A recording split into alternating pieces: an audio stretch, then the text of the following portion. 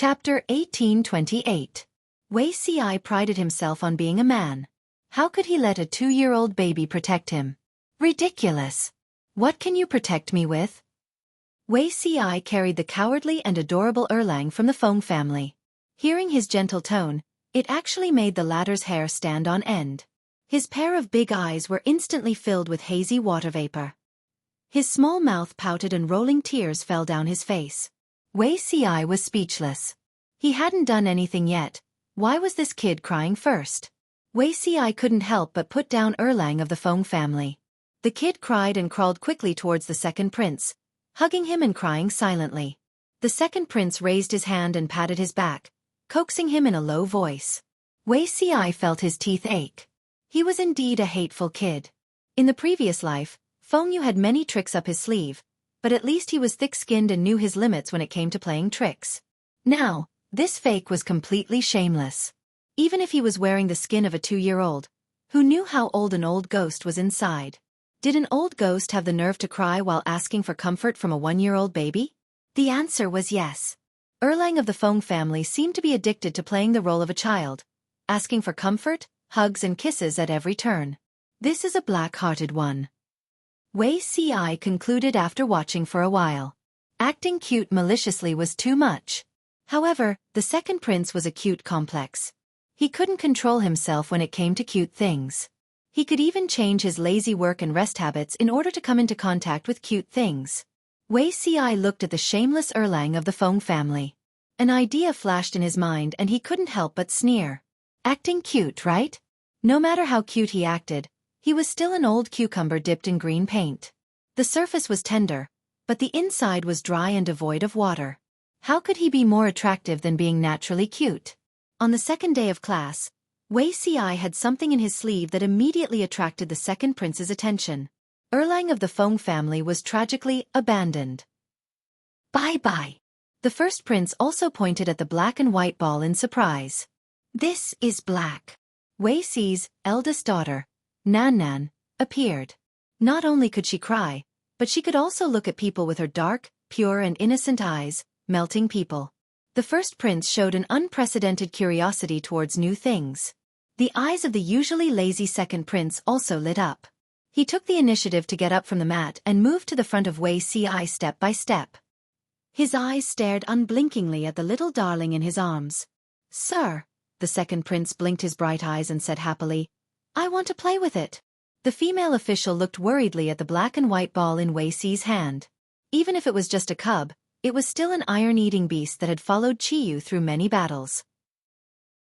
They were worried that it would hurt His Highness.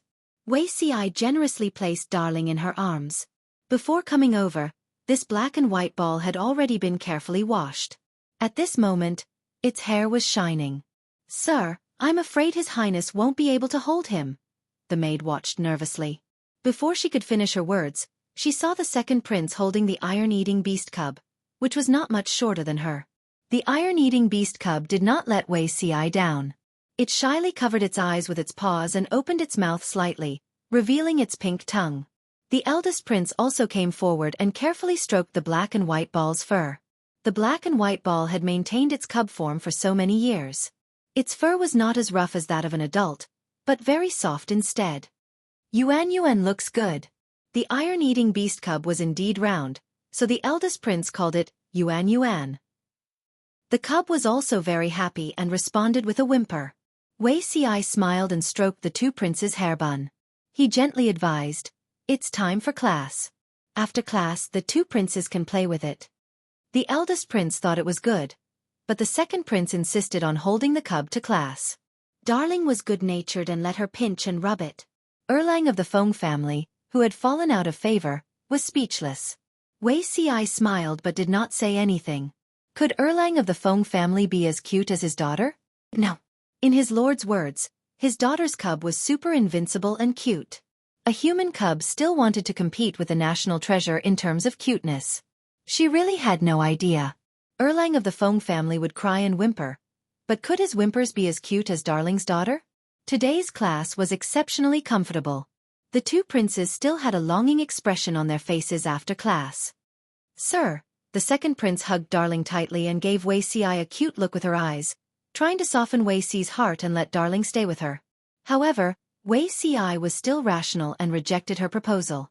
It was true that Darling was very obedient and did not hurt people, but she was indeed not suitable to be with the two princes for a long time, especially when Wei Si was not around. She could not play alone. He was not afraid of anything else. He was only afraid that the two princes and Darling would be used and cause irreparable regret. Therefore, the stone-hearted Wei Si hardened his heart and put Darling into his arms. Then, he took Erlang of the Feng family away by the collar. On the way, Erlang of the Feng family's expression was solemn, while Wei Si's expression was joyful. "You are so childish." Sitting in the carriage, the 2-year-old Erlang of the Feng family criticized Wei Si with a straight face. He looked fiercely at the panda in Wei Si's arms. This human's operation was also very coquettish. He actually wanted to use the panda cub to divide his affection. How childish. Wei Si was resting with his eyes closed. When he heard Erlang of the Feng family's childish criticism, he sneered. "The old man inside has the cheek to criticize me for being childish?" Erlang of the Feng family was not childish when he put on a child's skin and acted cute and spoiled to his second prince. "But you are even more childish." Erlang of the Feng family and Wei Si were considered familiar, but it was one-sided. When he was still living in Jiang Pengji's god-slaying sword, he was forced to watch Wei Si and Jiang Pengji being intimate every day. The two also did things that were not suitable for children in front of him. Although he did not see it, he heard it. Whether Wei Si was childish or not, he knew. Wei Si sneered. "If you tell me the details, I won't be childish with you." Otherwise, the panda Darling would occupy the second prince's embrace for a long time and would not have the status of his old love, Erlang of the Feng family. Erlang of the Feng family could not help but roll his eyes. He had seen people who liked to court death, but he had never seen someone who was in a hurry to court death. "What's the hurry?" Erlang of the Feng family revealed a meaningful smile. "When it happens, won't you know?" When they were about to reach the mansion, Wei Si asked him, "Your Majesty, can you really handle it?" Erlang of the Feng family said, "As long as you don't die, she won't lose. You are very important to her." Wei Si revealed a puzzled expression. Erlang of the Feng family said, "That's why I have to protect you. Now, this identity is just right to deceive people and not arouse suspicion." Wei Si was speechless. "Not necessarily." When they got off the car, Wei Si also grabbed Erlang's collar. As Wei Si entered the mansion, he could faintly hear him say, "Protect? With a body that can be lifted up with one hand?" Erlang of the Feng family was speechless. "Are you looking down on our milk baby's core? I'll show you my true identity and scare you to death." Erlang of the Feng family spat out a mouthful of milk paste angrily. Genius 1 Second Remember website. Mobile version. Chapter 1829. Just as Erlang of the Feng family was trying his best to compete with Panda Darling for favor, the situation in Beiyuan became clearer. Feng Zhen persuaded the general of Beiyuan with his verbal rap. The two forces were at loggerheads on the surface, but in fact, they were in cahoots. After a period of brewing, the public opinion that had been put into place had indeed reached the maximum limit of eruption. Under Feng Zhen's instructions, the general of Beiyuan sent his confidants to pretend to be ordinary people to spread the news and further promote public opinion. Public opinion spread from the military to the people, and from the people to the military, causing chaos in both circles. The general of Beiyuan watched everything uneasily, but at the same time, he felt a hidden ambition. Everything went exactly as Messenger Feng Zhen had said, without a single mistake. But he was still worried that a long delay would bring trouble. From time to time, he would ask Feng Zhen when to take action. Feng Zhen's patient guidance finally put the general's heart at ease. One day, the general who usually didn't get along with him suddenly came to drink with him. His words sounded like he was testing him. The general suddenly remembered Messenger Feng Zhen's guidance, and his dizzy mind cleared up a little. He followed Feng Zhen's instructions step by step to get information from the general. Sure enough, he got the truth out of him. The general said, "I'm not satisfied with your words, but I know what you've done these days. You've also seen the situation today. The Yi family is cruel and tyrannical. It doesn't matter what we do, but we can't watch the people become like this." The general sneered in his heart. The general's political stance was not on the same page as his. He usually liked to play up to the rich and bully the people. Such a terrible person actually dared to use the banner of, for the good of the people. He was really shameless. "Oh, what will you do?" the general said in a low voice. "General, have you contacted the other side?" The general knew which side the other side was. The general would find clues, and the general had deliberately leaked the news. However, the general still had to pretend to be deaf and dumb to test if the general was serious about rebelling. The general laughed. "General, don't be afraid. I feel the same as you. I can't stand the Yi family's cruelty and want to plead for the people of Beiyuan to welcome the true emperor. However, General, you're still too careful. You can't control the entire border by yourself." The defending general sneered. "What do you intend to do?" The deputy general said. "This general is willing to be the general's vanguard and fulfill your long-cherished wish." Discerning people all knew that Beiyuan couldn't hold on any longer. Who knew the situation of military provisions and supplies better than the soldiers? Beiyuan could not resist the enemy's 250,000 iron hooves. Many speculators had already started looking for their next target, and Jiang Pengji was undoubtedly their only target. Unfortunately, they wanted to seek refuge but had no way to do so. They scratched their ears and cheeks, and the deputy general was one of them. Just as he was worrying about this, he realized that his superior, the garrison general, had some unusual movements. It seemed to have something to do with Jiang Pengji. That was why he took the initiative to look for him, hoping to get in touch with him and get some credit for helping him become a dragon. Beiyuan would be lost sooner or later. Those who pledged their allegiance to Jiang Pengji first would naturally be more important. When Jiang Pengji used force to break through the gates of the Beiyuan kingdom, the captives would be prisoners. It was better to plan a way out for himself so that he could be a high-ranking official when he was with Jiang Pengji. At the very least, they would be able to maintain their current status. The garrison general then asked him, "What proof do you have?" The deputy general leaned close to the garrison general's ear and whispered a few words. After the two looked at each other, they revealed a tacit smile. The deputy general's pledge of allegiance was a signal. More and more people took the opportunity to change sides. The garrison general saw that the time was ripe. Under Feng Zhen's instructions, he held a banquet and invited all the important generals to drink and discuss important matters.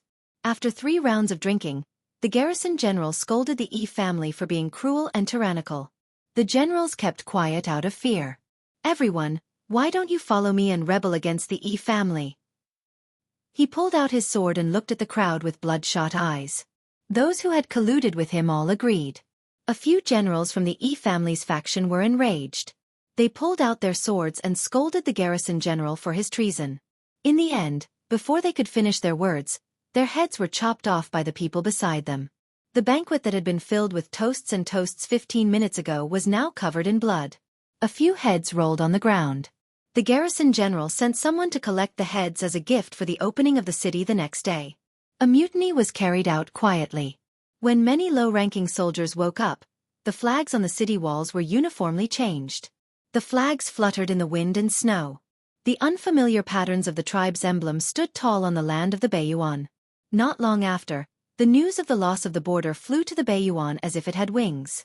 Jiang Pengji took advantage of the high morale on her side and sent troops to attack 3 passes in a row. The morale of the people in the Beiyuan was completely destroyed.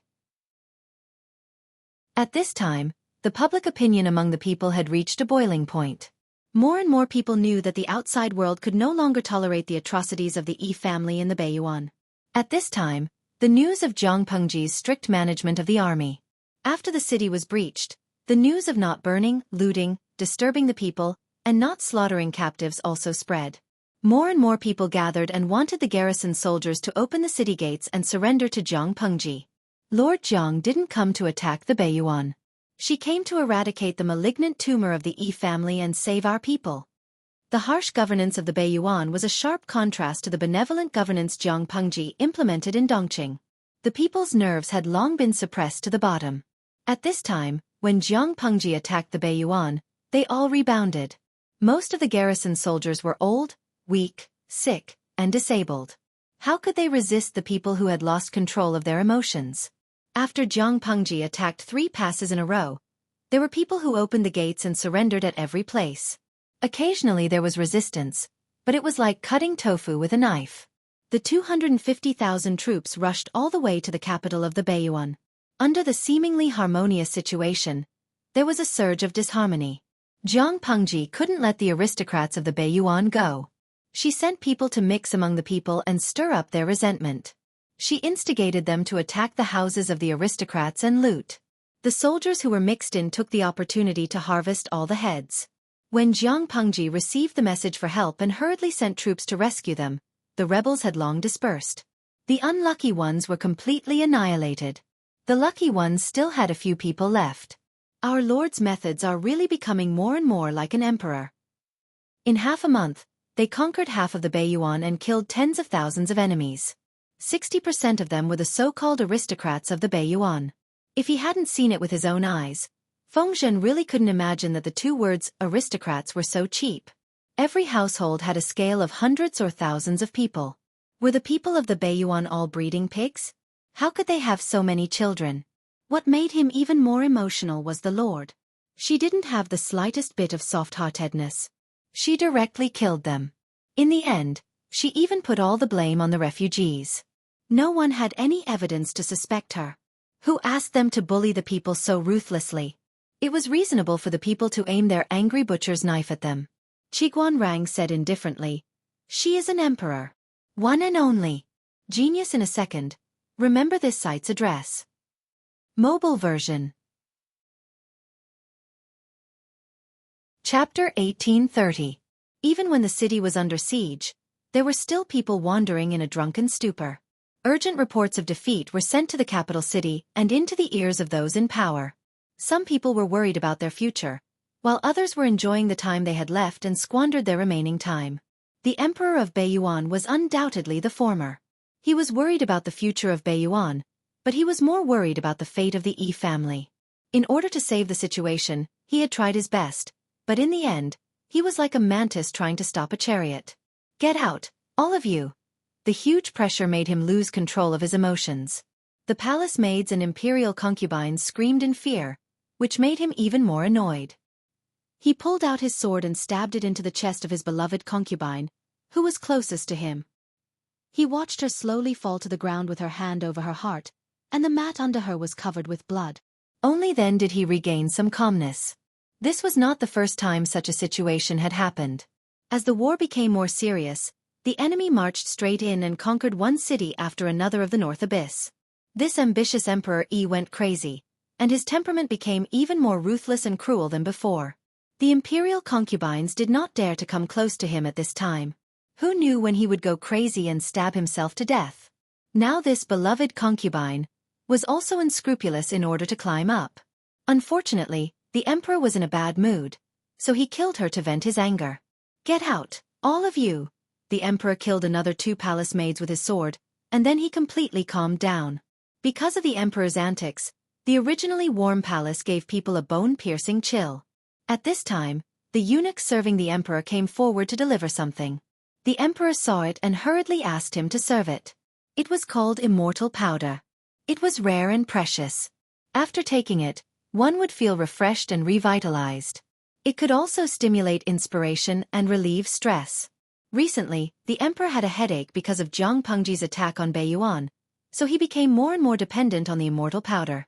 After taking the immortal powder, the irritable emperor was like a placated tiger. He lazily lay on the dragon throne, looking dreamy and comfortable. The palace maids and eunuchs were secretly relieved to see that. The emperor could calm down for a few hours after taking the immortal powder. During these hours, there was no need to worry that he would go crazy and kill people. Of course, that was not enough. After a quarter of an hour, the emperor's face was flushed, and his breath was hot. He uncomfortably pulled his collar, and the thing 3 inches below his navel stood up energetically. "Come." The eunuch, who was in charge of the attendants, looked around and fixed his eyes on a beautiful palace maid. He casually pointed and signaled for her to come forward and serve. The immortal powder had been popular in Baiyuan for a long time, and it was a must-have for many men. As mentioned before, Baiyuan aristocratic families were crazy about reproduction. Not to mention pampering their wives and concubines every day, they wished they could pamper 7 or 8 wives and concubines in one night and impregnate them. However, if they did too many of these things, they would not be able to do it. Faced with the predicament of kidney deficiency, they began to take the immortal powder in order to regain their masculinity. Just by sticking to it, a man's self-esteem would be restored. Not only would he feel refreshed and quick-witted, but he would also be able to stand firm in bed. Emperor Yi had been using the immortal powder for a few years now and was increasingly reliant on it. After taking the immortal immed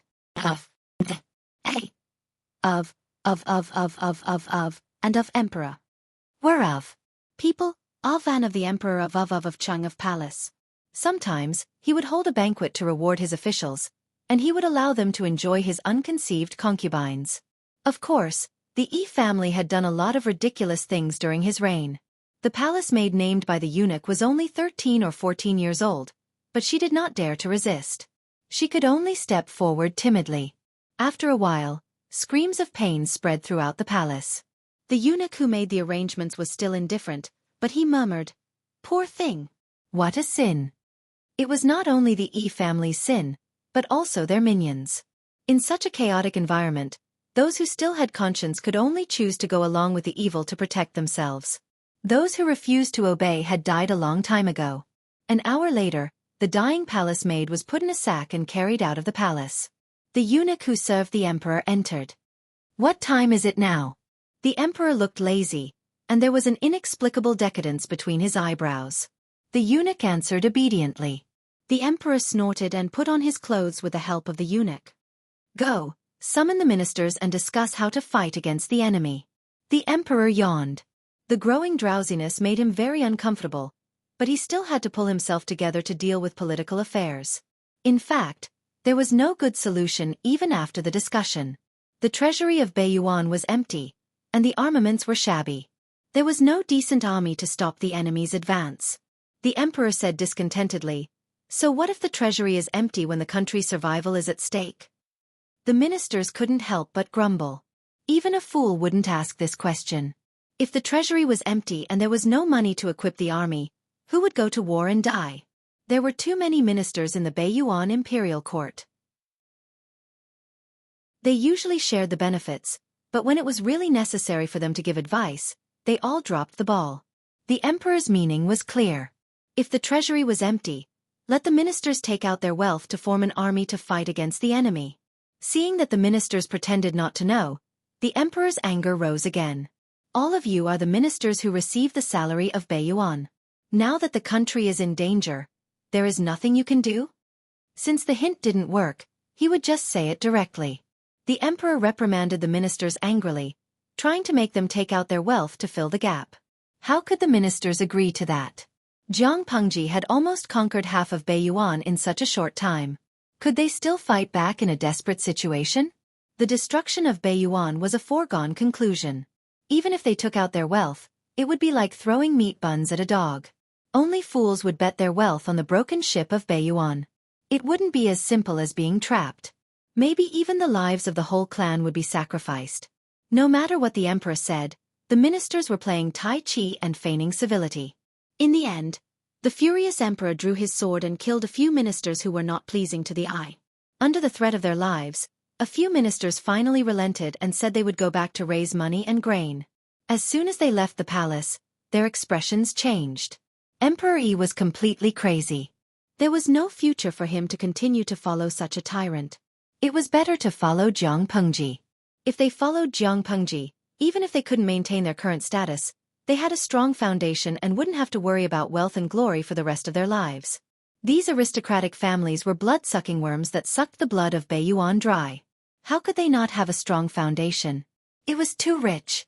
When Jiang Pengji heard that the emperor had secretly sent people to confiscate the property they had collected, even she, who was experienced and knowledgeable, was a little surprised.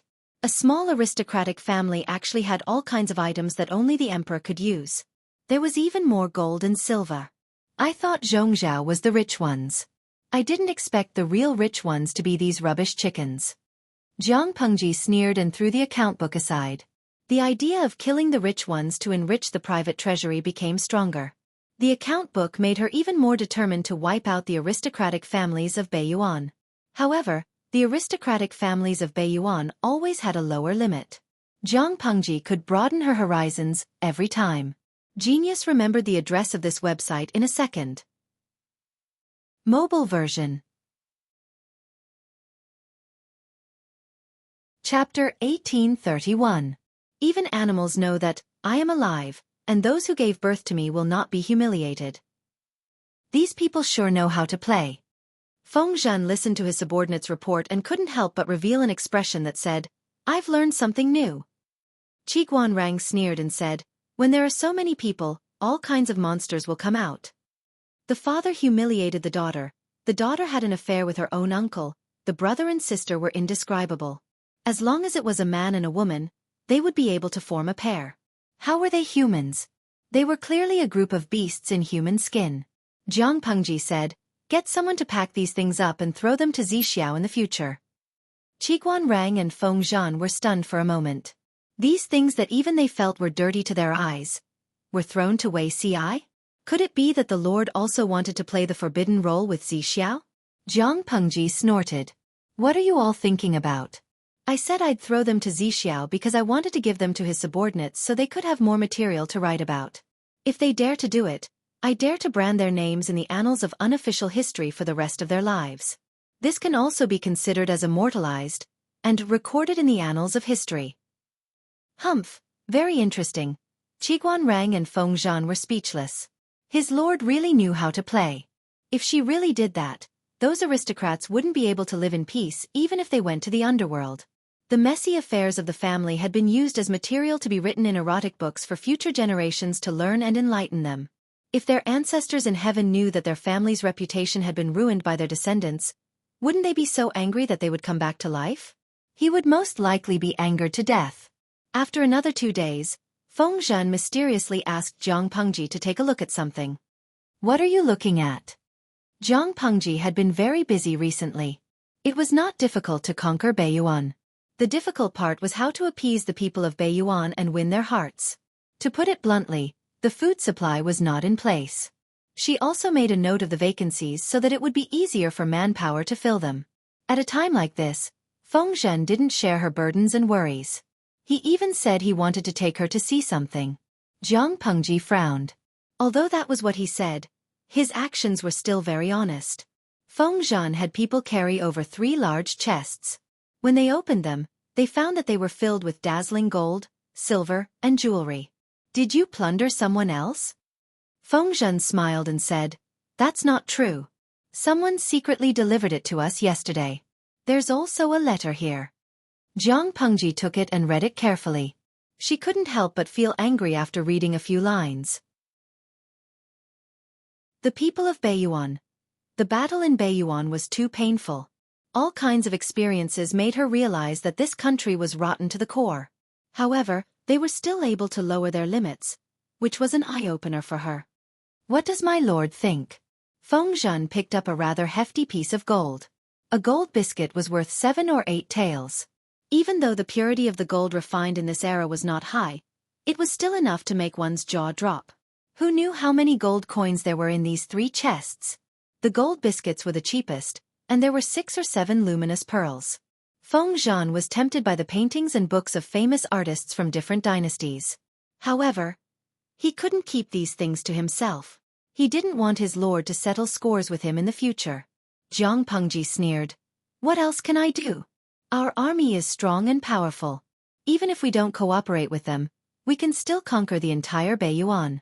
They thought too highly of themselves. In fact, what the hell was all this? Did they really think that the Emperor of Beiyuan and I were the same kind of people and could be played like puppets?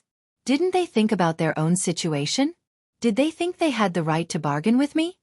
Feng Zhen felt that what his lord said made sense. When he received the bribes and secret letters, he also thought that those people were crazy. They couldn't see themselves clearly at all. They actually talked terms with Zhang Pengji and hinted that she would give them high positions and generous salaries. Hee. It was already kind enough to give them a mat to bury their bodies after they died. Apart from you, who else received bribes? Feng Zhen laughed. I'm not sure about that.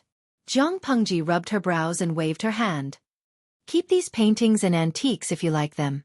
Don't touch the rest. Feng Zhen's eyes brightened. He bowed in thanks. What was the value of gold and silver? These paintings and antiques were priceless. Feng Zhen even saw the paintings of a senior idol in them. Not long after, Qiguan Rang also sent a few chests to Zhang Pengji. Zhang Pengji also asked Qiguan Rang to keep the paintings and antiques. The gold, silver, and jewelry inside were confiscated. Apart from them, a few others also received bribes of varying amounts. A few of them reported it to Zhang Pengji honestly, a few of them kept it a secret, and some of them did not even report it to the higher-ups. They all thought that Zhang Pengji didn't know. Little did they know that Zhang Pengji only looked at their behavior coldly. Only Qiguan Rang and a few others knew that the few who secretly bribed would stop there for the rest of their lives. They had to be careful not to make mistakes for the rest of their lives. Otherwise, what awaited them was their lord's revenge. When it came to holding grudges, Qiguan Rang, Yang Si, and Feng Zhen combined couldn't compare to Zhang Pengji. They never expected that Zhang Pengji would also receive bribes. Zhang Pengji looked at the emissary coldly. What do you mean? She racked her brains to think that Bei Yuan would use such a trick. Were they preparing to kill her with such a trick? She had actually offered 32 handsome men in an orderly manner. The older ones were already in their 20s. The younger ones were only 12 or 13. The only thing they had in common was that they were good-looking. Very good-looking. Zhang Pengji didn't need to look at them carefully to know that they were good-looking. Didn't they see that the bullet screen in the livestream room was boiling? These salted fishes were experienced and knowledgeable. To be able to make them boil, one could see how good-looking these men were. This day, Zhang Pengji sneered coldly in her heart. Looking at Duo Zixiao's peerless beauty, these salted fishes could actually accept these pretentious vulgar men. Their aesthetic standards needed to be improved. Faced with Zhang Pengji's mockery, one of the salted fishes spoke the truth.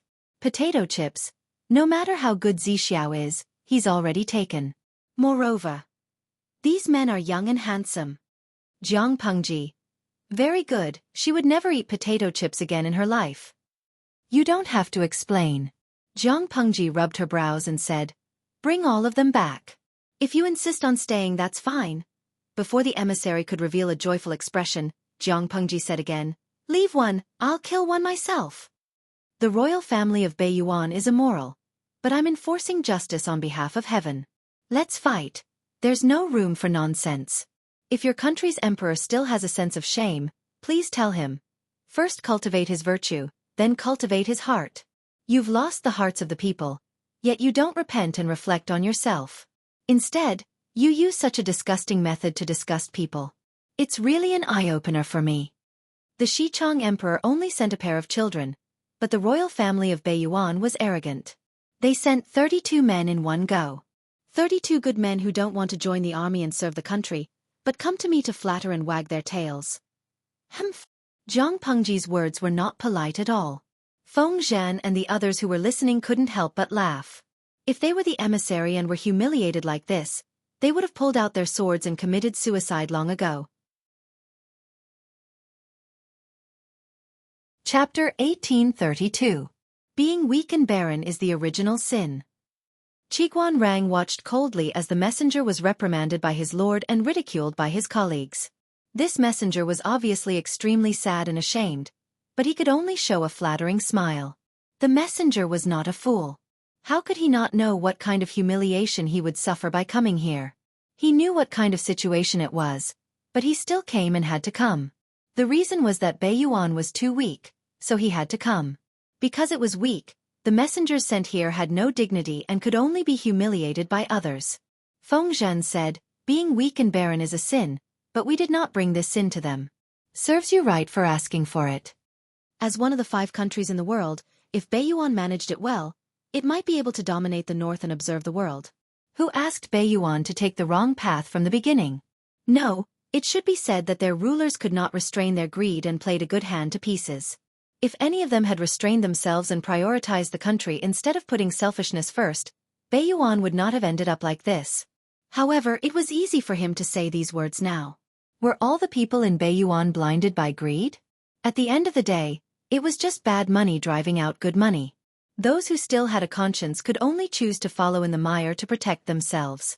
The more people who followed in the mire, the larger the group, the faster the foundation of Beiyuan would be corroded. Even if some people knew that Beiyuan would be digging its own grave if it went on like this, who dared to stand up and say it? Those who dared to say it were either mute or dead. Everything that happened to Beiyuan, wasn't it also what Dongqing, Nanxing, and Zhongzhou had experienced? However, the last three countries were completely free because someone used violence to cut off the rotten roots from the main trunk, but Beiyuan was still sinking.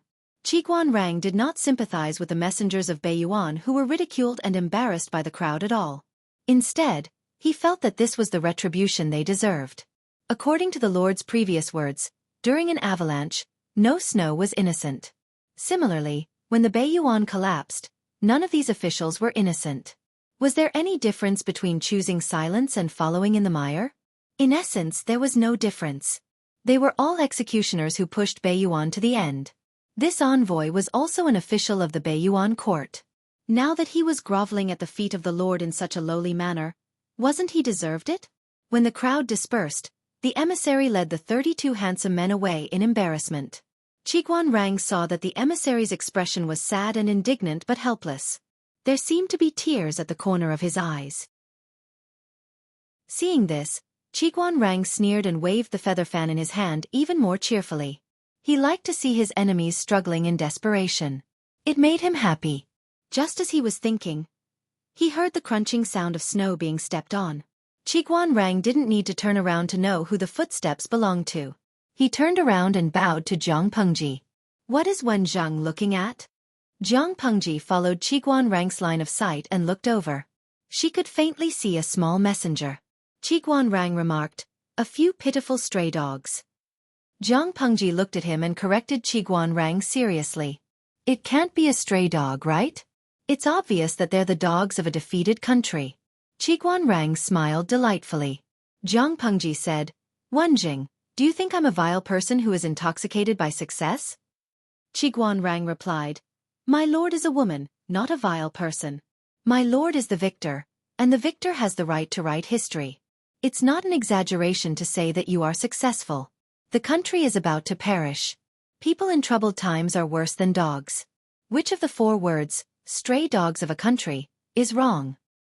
When I heard the conversation between you and Zisher just now, I thought you were feeling sorry for the messenger who was humiliated and ridiculed and felt sad. Heh, that's why I came here to enlighten you." Zhang Pengji smiled as if she was telling the truth. "I don't know enough about Wenjing. Wenjing's breadth of mind is different from ordinary people. It's also my fault for judging Wenjing from the perspective of an ordinary man." Qiguanrang laughed. "No one understands me as well as my lord." Zhang Pengji suddenly changed the topic. "Looking at the situation, Beiyuan will be in our hands before the beginning of spring." Qiguanrang nodded in agreement and tacitly ignored the previous topic with Zhang Pengji. Zhang Pengji said, "Wenjing is not only an important minister to me but also a close friend." When Qiguanrang heard this, he vaguely felt that something was wrong. Zhang Pengji continued, "Between close friends, we naturally hope that each other can be safe and live a better life. It's the same for me." Qiguanrang asked her, "What do you want to say, my lord?" Zhang Pengji said, "If one day you find something wrong with me, don't make a sound. Take care of yourself." She raised her hand and patted Qiguanrang's shoulder, revealing her usual smile as if she was saying that the weather was good today. Qiguanrang was shocked. He wanted to say something but stopped. "Just remember it in your heart." Zhang Pengji interrupted what he wanted to say. "I know that Wenjing hates the people of Beiyuan.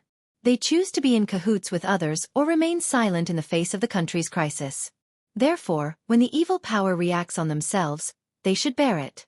However, there are different views from different perspectives. If silence can protect the safety of themselves and their families, many people will still choose to be silent. Was the country important? It was far more important than life, but relatives and family were also very important. Some people sacrificed their lives for the country, while others struggled at death's door for their families and chose to be in cahoots with others. Zhang Pengji used to think that black was black and white was white, but when she really faced such a situation, she realized that she was just an ordinary person. If something happened to her, she hoped that Qiguanrang and the others would put their own safety first. Silence was also a means of self-protection. For the first time, Qiguanrang lost control and grabbed Zhang Pengji's hand. He used so much strength that he completely forgot the difference between a ruler and a minister. My lord, what do you mean by this? Jiang Pengji smiled and said, make arrangements in advance. Maybe it will be useful. Qiguan Rang took a deep breath and said, this kind of arrangement? How do you expect me to accept it? Jiang Pengji said, I'm just preparing for the worst. I will try my best to prevent it from happening. Wan Jing should have confidence. Qiguan Rang looked at Jiang Pengji with slightly red eyes. The little bit of joy he felt just now was gone. He was originally looking forward to the day his feet set foot in the capital of Beiyuan, but now he felt that he had lost interest. Jiang Pengji smiled and said, I am the chosen one by Wan Jing. You should believe that I can sweep away all obstacles and no one can stop me. Qiguan Rang said, yes, that's true. A brave person should move forward with indomitable will, but the Lord had given him some funeral arrangements. What did this mean? It meant that this brave person was also confused and hesitant about the future. She was not sure if she could win. Because of this worry, she gave her funeral arrangements and prepared for the worst. How could Qiguan Rang not be worried? My lord, do you know what my only wish in this life is? What is it? Qiguan Rang said, I want to see you with my own eyes. Only you, ascend to the throne and rule over the world. No one but you.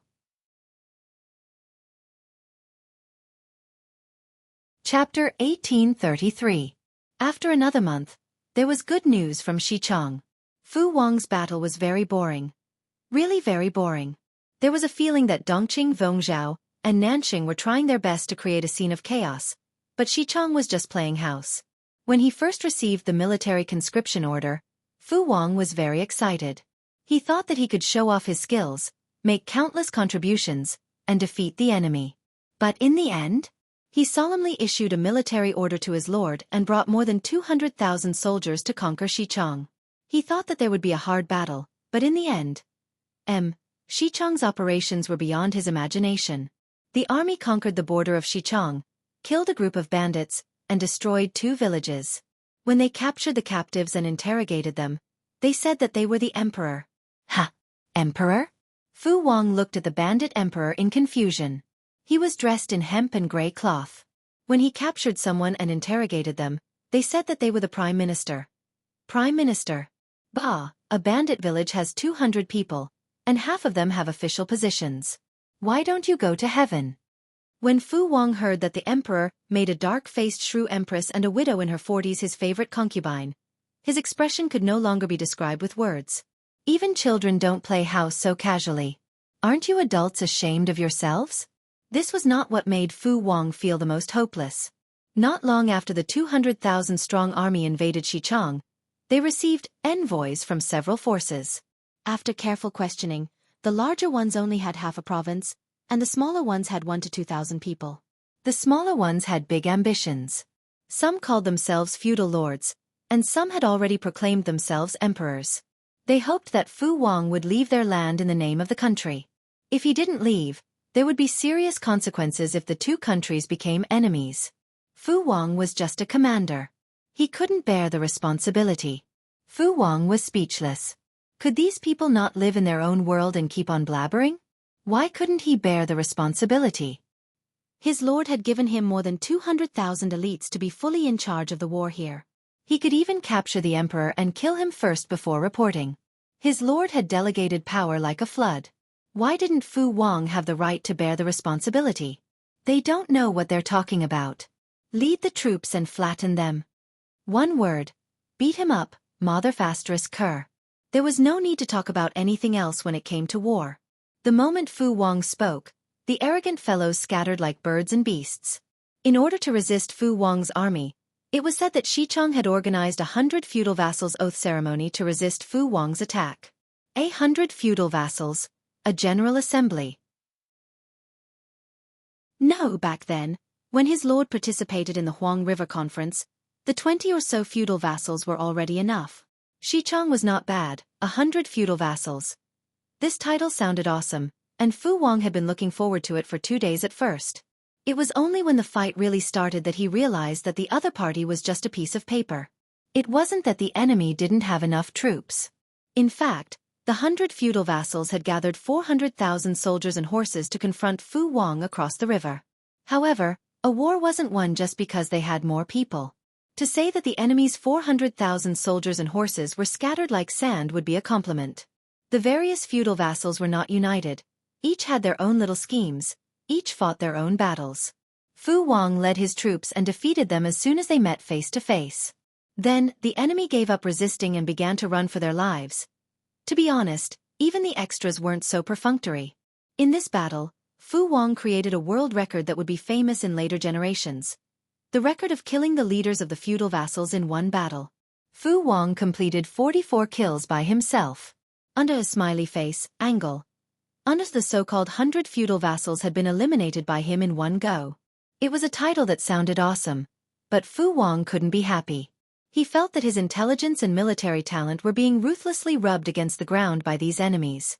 Just by rubbing against him, he would lose some of his intelligence. Would he become mentally retarded after this battle? The 100 feudal vassals of Xueqi spent 2 months to gather the 400,000 troops, but it only took 4 hours for them to collapse. After a deeper understanding, Fu Wang deeply understood how overboard his lord was. He would rather lead the troops to attack the North Yuan. At least the enemy wouldn't be so retarded, right? Of course, Jiang Pengji only chuckled at this. The intelligence of the North Yuan wasn't very high. Jiang Pengji only needed to watch the enemy court death and then guard their corpses. There weren't many times when she had to properly set up a battle formation to fight a battle. No matter how bad Fu Wang was, he still managed to get the title of 44 kills and saw the grand occasion of the 100 feudal vassals attacking Fu Wang. What did Jiang Pengji have? Snow. The sky was full of snow, freezing people to death. Under a smiley face, angle. On a report, Fu Wang rubbed his brows and said, "What now?" The soldier who reported the news said that the scouts had caught a group of suspicious people who claimed to be the emperor of Xueqi. Fu Wang was speechless. It might be hard to believe, but Fu Wang had gathered the 6 imperial pills not long ago. Did another person want to achieve the achievement of summoning the dragon god? Another bunch of bluffs. Just drag them out and kill them. What kind of person claimed to be an emperor? Was the word emperor so cheap? Fu Wang had always hoped that his lord could ascend to the throne, but in the end, the emperor was so cheap. He felt suffocated just thinking about it. In the end, the emperor this time was not ordinary. What is this? Fu Wang opened the item presented by the soldier and saw a jade seal. Interesting. The jade seals of the previous emperors were either made of wood, granite, or cheap and low-quality jade. The quality of this jade seal looks pretty good. As a boorish man, Fu Wang did not know much about anything other than war. When he chose his spoils of war, he would choose the biggest, brightest, and best-looking ones, or simple and crude gold and silver treasures. He did not know much about jade, but he felt that this jade seal was of good quality. As for how good it was, he could not tell. So, when the people around him told him that this jade seal was of excellent quality and was very likely to be a real jade seal, he was dumbfounded. Drag the person here and interrogate him. Where did he steal this jade seal? If he did not ask, he would not know. Once he asked, his 3 views were all shattered. The person who was captured was indeed the emperor of Xueqi, the real emperor of Xueqi. Accompanying him were his empress and his ministers. Fu Wang stared at the person for a long time but could not see the so-called aristocratic temperament. Looking left and right, did he not look like a farmer doing farm work? The empress beside him also had wrinkled skin and white hair. Her hands were frostbitten, and her fingertips were cracked and had thick calluses from farm work. If this was really the royal family, Fu Wang could understand why there were more than 100 feudal lords in Xueqi. To many people, the royal family was a religion. With such a collapse of religion, how could order not collapse? The emperor earned money from farming, the palace earned pocket money from farming, and the concubines were sold to disharmonious places to earn money from their bodies. The so-called ministers in villages with less than 100 households were involved in domestic trifles. Wait, what happened to the jade seal? They were so poor. Fu Wang did not believe that they would not pawn the jade seal to pay back the money. The emperor of Xueqi stammered as he explained. They had taken advantage of the time when Fu Wang was harvesting the heads to send the guards to retrieve it. The jade seal was the symbol of the emperor. With the jade seal, he might be able to trick some people to get close to him. Fu Wang. The Battle of Xichang was probably a stain that he would never be able to erase in his life. Genius in a second. Remember this site's address. Mobile version. Chapter 1834. Because of the uniqueness of Xichang, Fu Wang's army had been advancing triumphantly all this while. It was unbelievably smooth. Every time Fu Wang read the battle report, he felt like he was daydreaming. Xichang was a country after all. How could it be so fragile? Why would a country be divided into hundreds of pieces, each ruling their own affairs and fighting their own wars? Was he worried that the enemy's stomach would not be able to digest it, so he took the initiative to cut it into small pieces? He had clearly won, but Fu Wang had the illusion that he was going bald. I'm bald from worry. This kind of victory came too easily. Even playing house did not dare to be so casual. Isn't that good? Meng Hun couldn't understand Fu Wang's train of thought. Fu Wang wanted his enemy to be as stupid as a retard, but Fu Wang just sighed. If the enemy was very strong, wouldn't their side suffer heavy casualties? Fu Wang said, "It's good, but I don't feel comfortable." There was no sense of accomplishment at all. It was too uncomfortable. Along the way, Fu Wang had been eagerly looking forward to meeting an evenly matched enemy. In the end, even when he overtook the enemy at the bend and took down Xichang before the Lord recovered the North Yuan, the enemy he hoped for still did not appear. No, it would be more accurate to say that they appeared, but due to the huge difference in strength, they only managed to struggle a little before they were flattened by Fu Wang, who was armed to the teeth with a cannon. Smiley face, angle. Xichang was divided into more than 100 pieces, and the largest piece was only half a prefecture or so. How many soldiers could they have in total? There were more than 200,000 elites under Fu Wang's command. It was an exaggeration to say that each person's spit could push down the enemy's walls. It wasn't that the enemy was too weak. It was clear that the power levels of the two sides weren't on the same level. 2 days after the news of Fu Wang's great victory spread, Jiang Pengji completely flattened the North Yuan. The speed of Jiang Pengji's growth shocked the salted fish in the streaming room, who had watched Jiang Pengji's growth. At that moment, a rich salted fish said, "Hell-killing field. I don't think it's strange. When there was no money, it would take a long time to earn 10 or 20,000 yuan. There were all kinds of schemes, all kinds of saving money, all kinds of calculations to survive. When he was filthy rich and had a net worth of hundreds of millions, would it still be difficult to earn 10 or 20,000? If it was placed in the bank, it would be more than that. I think the host is in such a state now. She has long passed the most difficult years of hard work. He had millions of troops under him.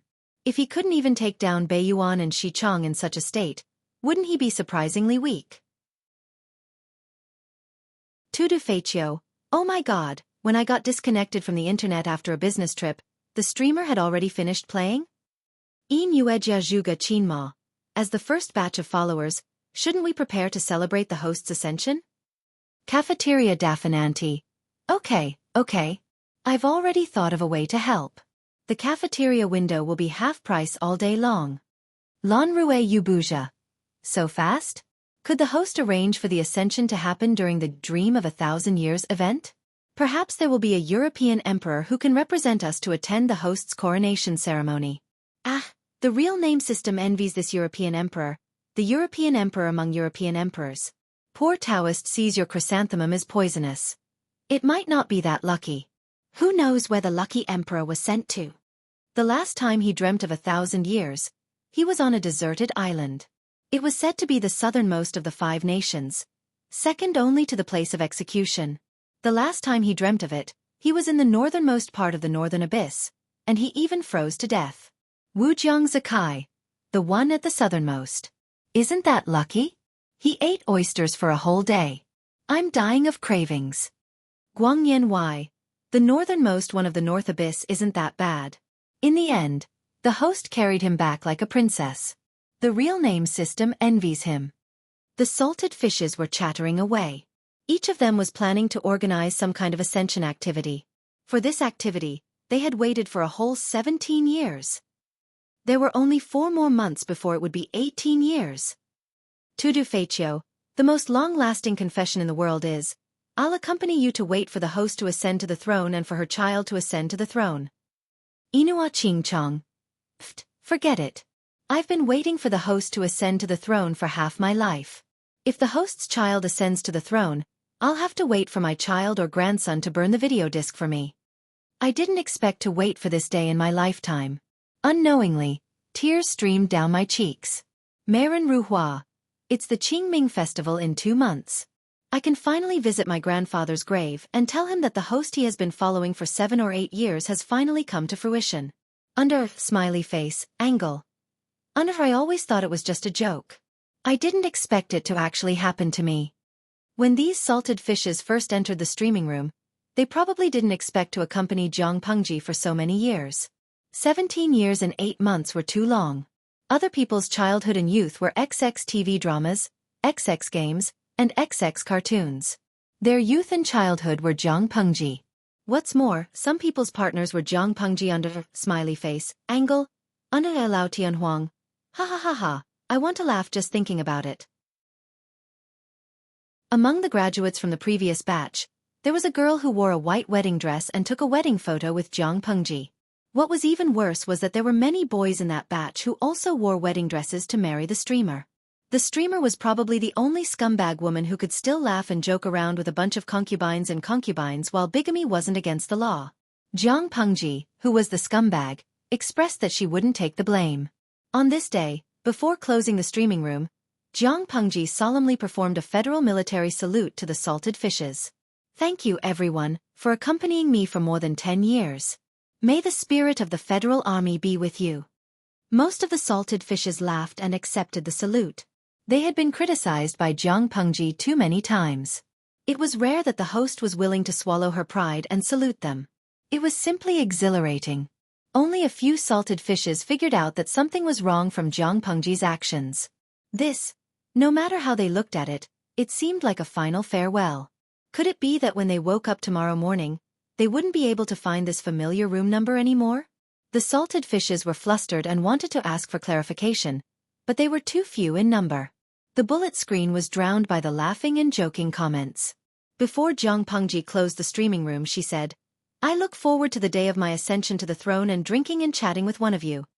As soon as she finished speaking, the screen of the streaming room was completely shut down. I knew this day would come. That night, Jiang Pengji ate, washed up, and worked as usual. The moon was in the middle of the sky, and it was approaching midnight. There was a knock on the door. Jiang Pengji's hand paused when she heard the movement. After thinking about it, she put down her pen and picked up the god-slaying sword as she got up. The reflection on the door was very familiar. Jiang Pengji stared at it for a long time, then raised her hand and opened the door. The two of them looked at each other silently, just like when they first met. One of them knelt respectfully, while the other looked down calmly. You shouldn't be here, Xiaoyu. Someone who was supposed to be in Wanzhou had suddenly appeared in the northernmost city of Beiyuan, the city of ice and snow. This was not something that could be done by humans. Xiaoyu knows that I shouldn't be here, but someone asked me to do it. I have no choice. Please forgive me, my lord. Jiang Pengji looked at Xueqi calmly. Xueqi smiled and said, It seems that my lord understands. Do you want to make a trip? Jiang Pengji asked in return, What if I don't? Xueqi said, Nothing. It's just that the two princes and Zixiao will encounter some trouble. I'm afraid my lord won't want to see that. Jiang Pengji said, Wait for me to change. Xueqi smiled and said, I'll be waiting. Genius 1 second remember website. Mobile version. Chapter 1835. The cold wind whistled outside the house. Jiang Pengji had changed into a clean and neat outfit. The god-slaying sword hung on her waist, her expression as calm as usual. The snow outside is heavy. Why don't you put on an extra coat, my lord? Xueqi spoke with familiarity. The weather is cold, but the heart is cold. What's the difference between wearing one more coat and one less coat? Jiang Pengji took half a step past him and tilted her head. Lead the way. I hope it's not too far. My body is as strong as a bear. I can take off 2 more coats. You, on the other hand, should keep warm in your old age. Xueqi smiled and bent down to pick up the lantern. He slowly led the way in front. The cold wind blew the flying snow into their hair. The flying snow was slightly thicker. From afar, it looked like white hair. I suddenly hope that the snow will be heavier. Jiang Pengji and Xueqi maintained a distance of about 1 meter. The person in front of them carried the lantern and walked slowly in the snow. There was only the sound of the two of them stepping on the snow, breathing, and the sound of the wind. The seemingly noisy night scene of winter snow gave people a different kind of silence. In this case, if something really happens to me, I'll be considered to have lived a long life. Xueqi did not answer. His back was still straight, but his fingers that held the lantern trembled slightly. She kept following Xueqi's guidance. He led her farther and farther away. The surrounding scenery also became lonely. Jiang Pengji said, "Speaking of which, Xiaoyu, do you remember how long we've known each other?" Xueqi did not answer. Jiang Pengji continued, "I remember it was not long after the flower festival when I was 12. How can I not remember? It's an unforgettable day in my life." Jiang Pengji counted with her fingers. "I don't usually pay attention to it. Now that I think about it, I'll be 30 in 2 months. To be honest, other than the group of salted fish in the streaming room, the person she had known for the longest time in this life was actually Xueqi. She had known the salted fish in the streaming room for 17 years and 8 months. She had also known Xueqi for 17 years and 8 months. They were master and servant. Jiang Pengji thought that time passed very slowly. When she turned around, she saw that everyone had changed from teenagers to young adults. They were rushing to their 30s and 40s. Based on the average age of this era, more than half of a lifetime had passed. Xueqi asked her. "Indeed. In another 2 months and 13 days, it will be the Lord's 30th birthday. The ancient people celebrated their birthdays in a big way, such as their 30th, 40th, and 50th birthdays." Jiang Pengji said regretfully, "The 30th birthday is of great significance. It's a pity that it's not a good year. It's destined that we won't be able to hold a grand celebration this year." She wanted to hold a good party, but there were 1,000 things waiting to be done everywhere. Money was needed everywhere, and it was really not suitable to waste it. Xueqi held onto the lamp and said, "My lord has always been frugal and doesn't like extravagance and waste. I'm afraid you won't be willing to hold a grand birthday celebration." He had been by Jiang Pengji's side for a total of 17 birthdays. Every year, she dealt with it with a night of longevity noodles. During those 3 years in Langya County, he was a little more extravagant. Other than eating a bowl of longevity noodles at home, he would also go out to a restaurant to buy a table of food and wine. Jiang Pengji smiled. "Xiaoyu knows me best. Every time she said that she wanted to have a good birthday, she would always fail for one reason or another. Everything would be simple." To put it bluntly, he was still used to being simple. The two of them chatted as they walked. After walking for an hour, they finally saw the flickering candlelight in the distance. Jiang Pengji placed her hand in front of her eyes. "TSK, this place is really remote." Xueqi said, "After all, it's something that can't be seen in the light. Does my lord still expect to do it openly and honorably?" Jiang Pengji was silent for a moment. "What you said makes sense, but won't this place be too harsh for my 3 babies at home?" The corner of Xueqi's mouth twitched. He said calmly, "Although the sparrow is small, it has all the organs. It even has the earthly dragon charcoal and fire. How can it freeze them?" Jiang Pengji said calmly, "That's true. It can't afford to pay for them if they freeze." When they were only 100 meters away from the field, Jiang Pengji suddenly said, "Xiaoyu, I've always done things with a clear conscience, but only you. I've always owed you. Do you have any resentment in your heart?" Jiang Pengji stopped in her tracks. Xueqi glanced at the field behind Jiang Pengji. His expression was a little absent-minded and disappointed. "Listen to the truth?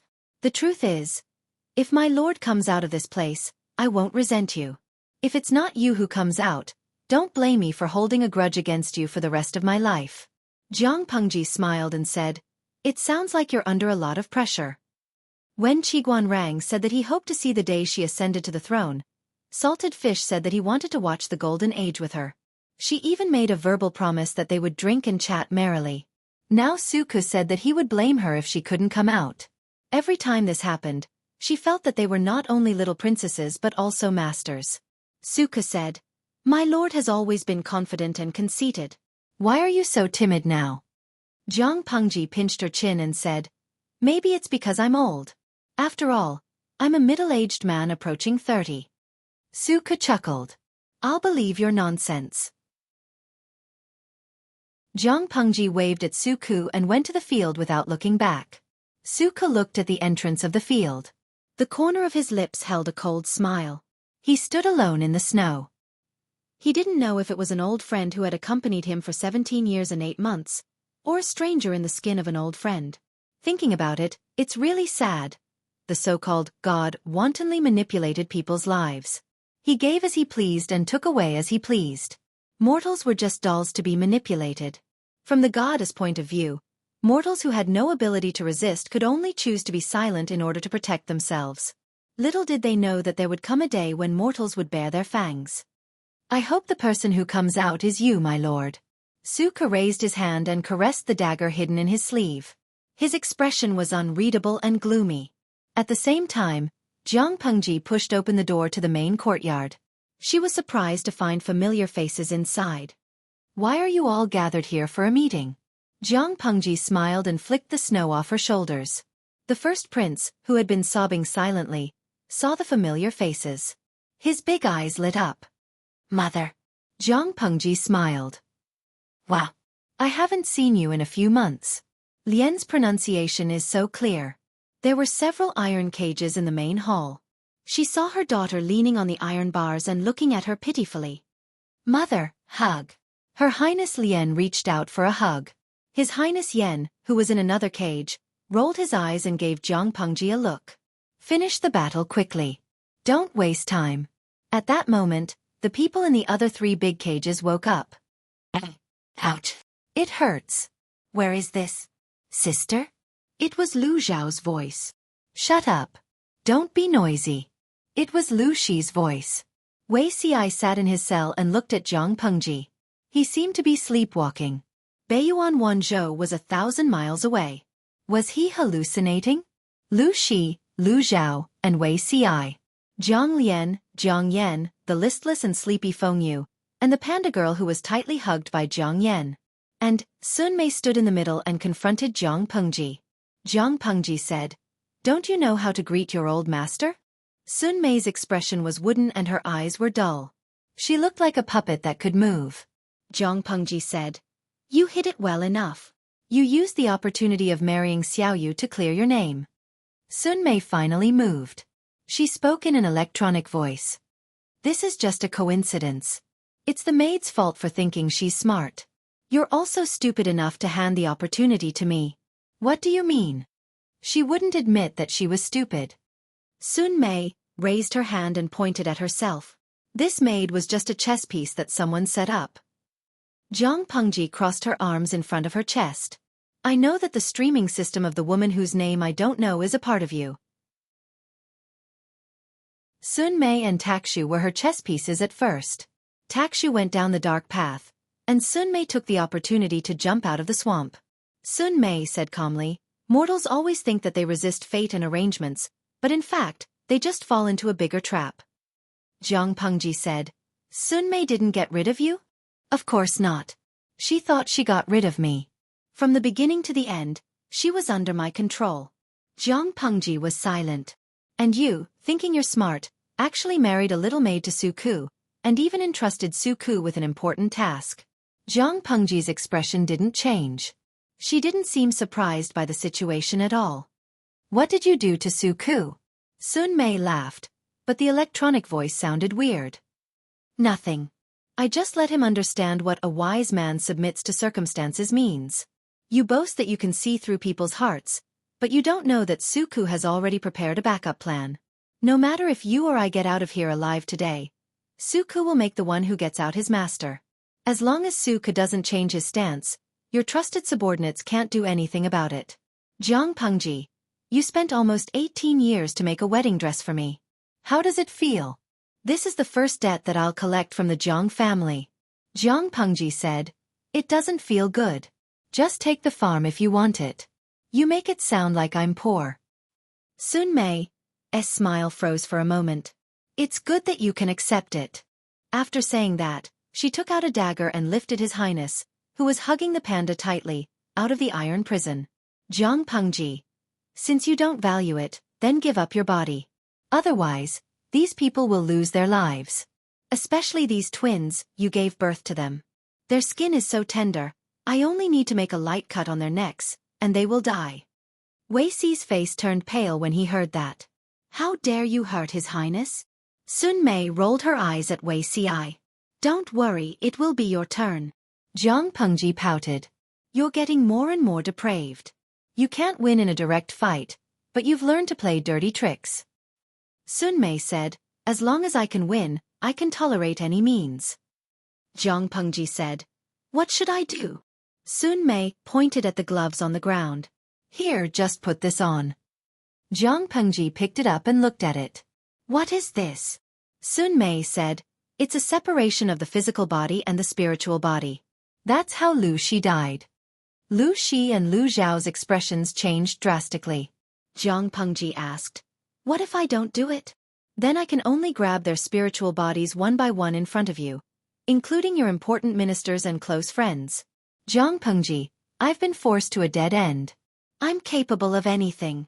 If I really die, I'll drag someone down with me. Jiang Pengji sighed. Skybrain, you're so depraved that it makes my heart ache. The former Skybrain of the Federation had escaped for 2,000 years, and now it was still slicing itself into pieces like cutting steak. Now it was still using such a shameless method. It was so depraved that it made one's heart ache. Genius 1 Second Remember website. Mobile version.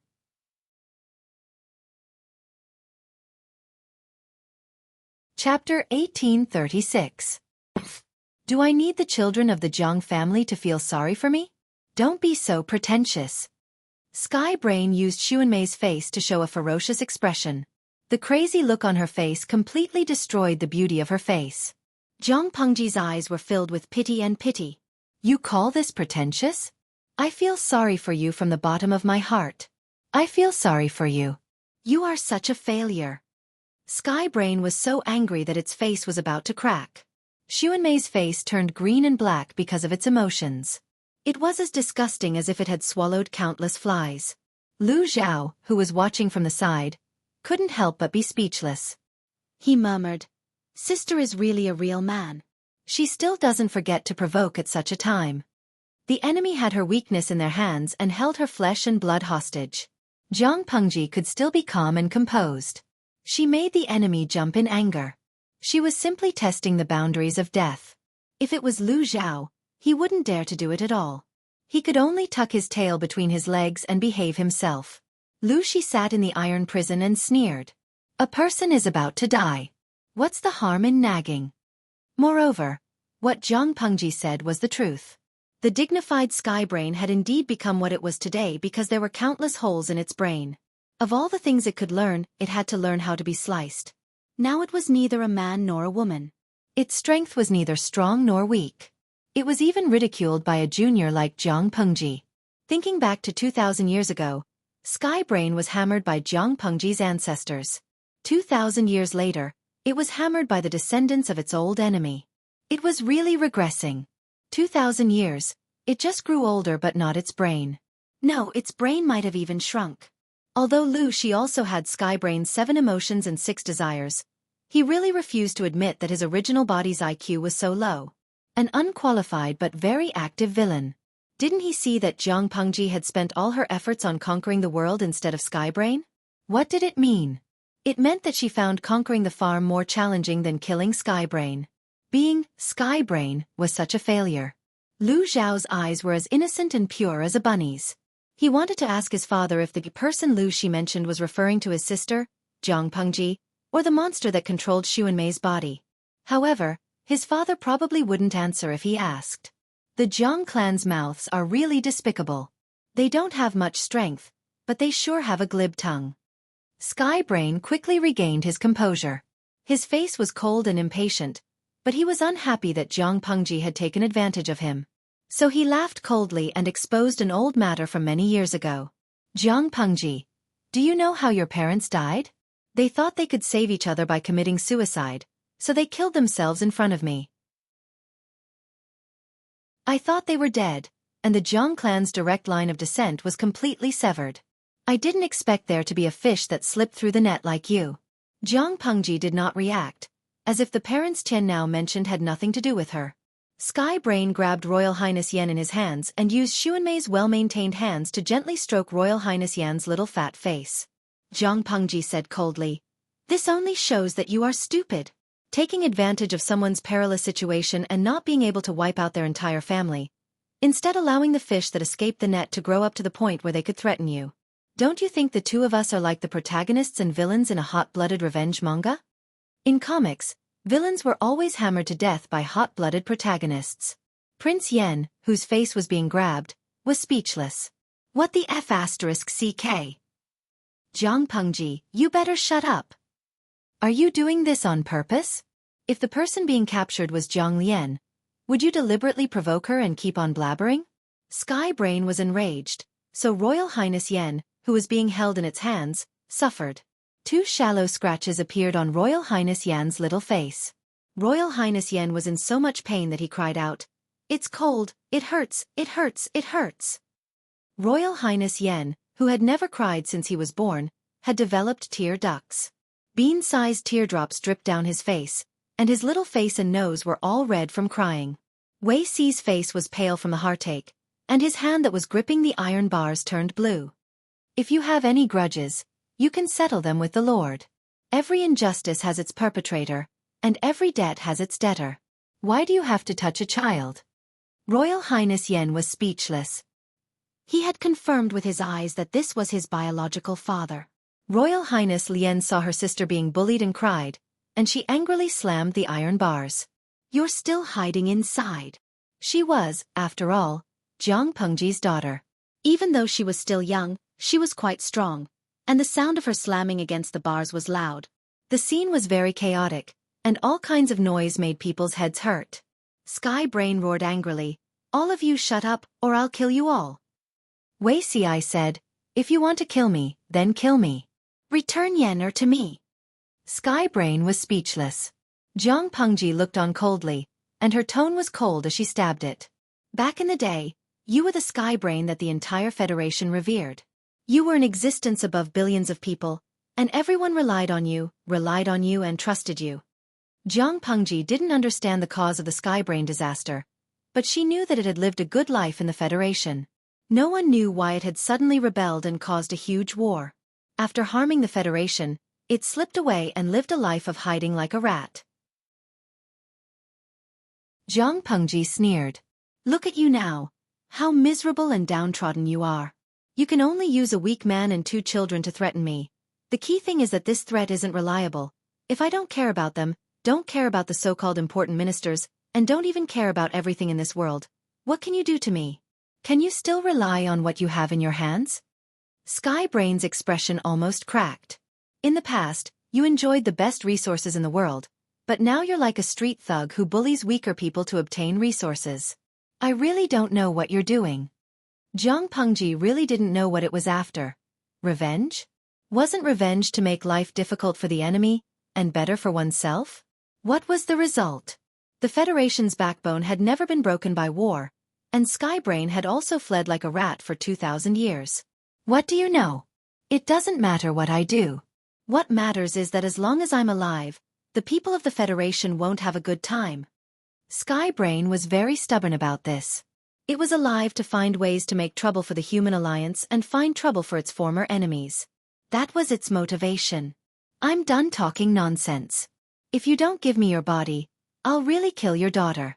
Don't think I'm just scaring you." Wei Si looked at Jiang Pengji, who gave him a reassuring smile. "If I give you my body, will you let them go?" Sky Brain said disdainfully, "Of course." On the other side, Lu Zhao also didn't understand what was going on. Sister is very skilled in martial arts. Can't she subdue them by force? Lu Shi said, "She can subdue them, but it's useless." Sky Brain's methods were despicable, but it wasn't brainless. On the contrary, it had fled for 2,000 years. No one could compare to its suspicion and vigilance. Knowing that Jiang Pengji would threaten it, how could it appear in front of Jiang Pengji? It controlled Sun Mei's body remotely. It would only appear when Sun Mei died or was trapped and unable to escape. If Jiang Pengji chose to refuse, Qiguan Rang and the others wouldn't be able to escape with their lives. The problem now was, where was Jiang Pengji? While talking, Jiang Pengji had already put on the glove. After putting it on, she found that her spirit and body tended to separate. What is this glove? It's an old object that imprisons souls. Skybrain said, the souls of the direct descendants of the Jiang family who were killed back then are all in it. They suffer day after day until they turn into nothingness. Now, you're no exception. I'll make your soul fly away and scatter. It's a pity that the souls of your biological parents are too weak. They dispersed 3 years ago.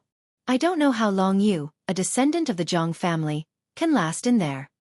Jiang Pengji was about to say something, but she suddenly found that she was gradually losing control of her body. The glove, which was full of strange patterns, produced a huge suction force. TSK, you can't achieve great things by being emotional. Looking coldly at Jiang Pengji, who closed her eyes and collapsed to the ground, Skybrain sneered. It turned out that stripping away the 7 emotions and 6 sensory pleasures was the right thing to do. Emotions could only lead to bad things. Jiang Pengji was threatened and schemed against because of her emotions. Her soul was imprisoned. As the 7 emotions and 6 sensory pleasures it had stripped away, Lu Shi had fallen in love with a mortal and ruined its plans time and time again. Skybrain manipulated Sun Mei to put its hand between Jiang Pengji's eyebrows. After checking again and again, it confirmed that Jiang Pengji's soul was no longer in the body. Is this the end? Lu Zhao's hair stood on end as he watched Sun Mei pull out the god-slaying sword and walk step by step to the front of his cage. Sun Mei sneered at him. Wrong, it's just the beginning. Lu Zhao. What did it mean? After listening, Lu Shi's expression suddenly turned cold. He suddenly thought of a possibility. Could it be that Jiang Pengji? He saw Sun Mei chop the cage that imprisoned Lu Zhao into pieces. Lu Zhao looked terrified, but his body stood up uncontrollably.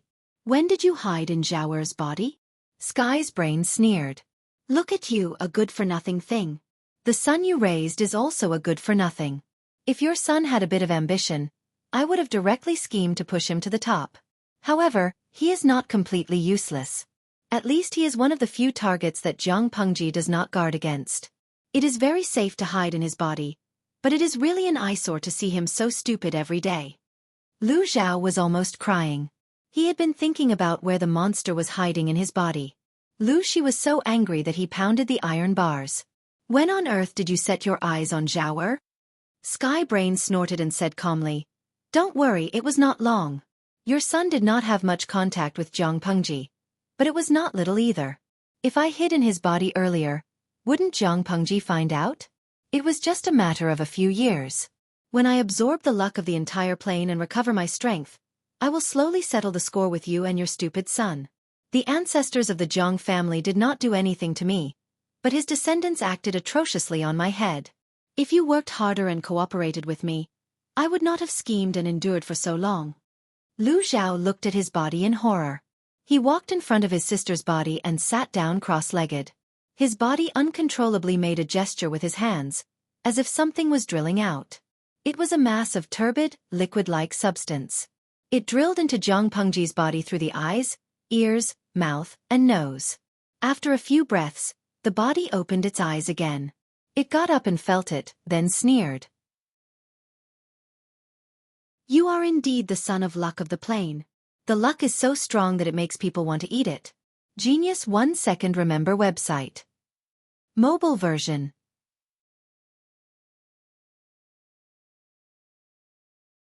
Chapter 1837. Wei Ci looked at the strange expression on the familiar face, and his heart sank. Where's my lord? He stared at the strange Jiang Pengji, and the hand holding the iron bars couldn't help but clench, the veins on the back of his hand bulging. Tisk, were you daydreaming just now? Who am I? Do you even need to ask this question? Skybrain showed a hint of joy mixed with ferocity. Of course I'm your lord, otherwise who do you think I am? I don't want to hear this kind of question a second time. The other half of Wei Ci's heart also sank. The person in front of him was definitely not his lord. Since this demon occupied his lord's body, where did his lord go now? Was it really as this demon said, that her soul was imprisoned and tortured? No. Impossible. His lord was not someone who would throw herself into a trap. He and his lord had known each other for 2 lifetimes, and they had been together for decades. When would she fight a battle unprepared? Thinking of this, his flustered heart calmed down. How could his lord lose to such a monster that was neither human nor ghost? Xueqi, what's with that look? Are you doubting my identity? Xueqi said coldly. What kind of look is that? You know very well that you're not my lord. I know very well in my heart. What's fake can't be real. It really can't be fake. So what if you occupied my lord's body with sorcery? Do you really think you can deceive the eyes of the world? Skybrain couldn't help but sneer. It thought that the man Jiang Pengji liked should have some brains, but it didn't expect him to be a fool. I really don't know what Jiang Pengji sees in you. Is it just this face? Heavenly Brain stretched out its hand and pinched Xueqi's lower jaw, instantly leaving a mark. Its eyes were full of contempt. Well, there is indeed such a possibility. After all, your brain isn't good enough, and your face is the only thing you can barely look at. You're not even as good as Xueqi. I really don't know why Jiang Pengji chose you. Naive and stupid. Don't you know that Xueqi is my man? Even if he's not famous, he controls the overall situation. As long as he says I'm Jiang Pengji, even if someone doubts it, who dares to say it? Whoever dares to doubt it will die. Do you really think there will be someone who doesn't want to live? Xueqi was in so much pain that he almost couldn't speak. He felt that his jaw was about to be crushed. But life is indeed precious, but it's not the most precious thing in the world. You're not human, so how would you know the choices of humans? Xueqi endured the pain and said, using one's life as a hostage to deal with mediocre people. How do you know that Xiaoyu betrayed the Lord? Even if he really betrayed her, it could only be said that he had failed to live up to the Lord's expectations and high hopes. Other than him, there are many others who are willing to speak up for the sake of finding the Lord. You will not succeed. Sky's brain sneered. If it weren't for the fact that many people know about your relationship with Jiang Pengji, making it difficult for them to lay their hands on you, I could kill you right now. It loosened its grip on Xueqi, as if it was throwing away an infectious dirty thing. But it's good to keep you. Skybrain's eyes were bloodshot. I can show you what reality is. Since the birth of mankind, the nature of mankind was selfish. Many people would harm the interests of others for their own interests. Now, they can protect themselves by remaining silent. Do you think they will risk their lives to speak up for Jiang Pengji? Let me tell you, they will only choose to pretend to be deaf and mute. As for you, I will keep you alive and let you see with your own eyes how Jiang Pengji's soul is tortured until it disappears. Xueqi said hoarsely, your plot will never succeed. Then let's wait and see. Skybrain was in a very good mood, probably because victory was in its grasp. TSK, this is the Jiang family's next generation of whelps. Skybrain carried over the sobbing Royal Highness Yen from Xuanmei's arms. The other twin was angrily slapping the bars of the iron prison, saying, don't bully or scare me, while saying, stay in the nest. Skybrain hated humans, and naturally hated human whelps. One was weak and loved to cry. The other was noisy and incessant. Both of them made it lose its patience. It hooked its fingers around Royal Highness Yan's chubby little face. Its dangerous tone made Xueqi's heart tighten, for fear that the monster would hurt Royal Highness. Be good, call me Mother. From now on, I will be your mother. Royal Highness Yen cried even harder. His wailing softened Xueqi's heart. Cold. The nest is cold. Go away. Royal Highness Yen cried so hard that she was out of breath. Soon, her eyes were swollen and red like a rabbit's. At first, Skybrain had the patience to tease her, but it was soon annoyed by the child's crying. It wanted to throw her to the ground and trample on her. You really don't know what's good for you. Skybrain threw the child into Xuanmei's arms. The latter took it with a pale face and patted Royal Highness Yan's back to comfort her. Lu Zhao saw all this and was so scared that his legs turned into noodles. It's over. It's really over.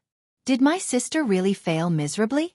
Looking at the disheveled Xueqi and his 2 nieces who were crying uncontrollably, Lu Zhao did not feel good at all. He was anxious and guilty. Who would have thought that the demon was hiding in his body? Maybe the demon had used Lu Zhao's body to do something bad that no one knew about.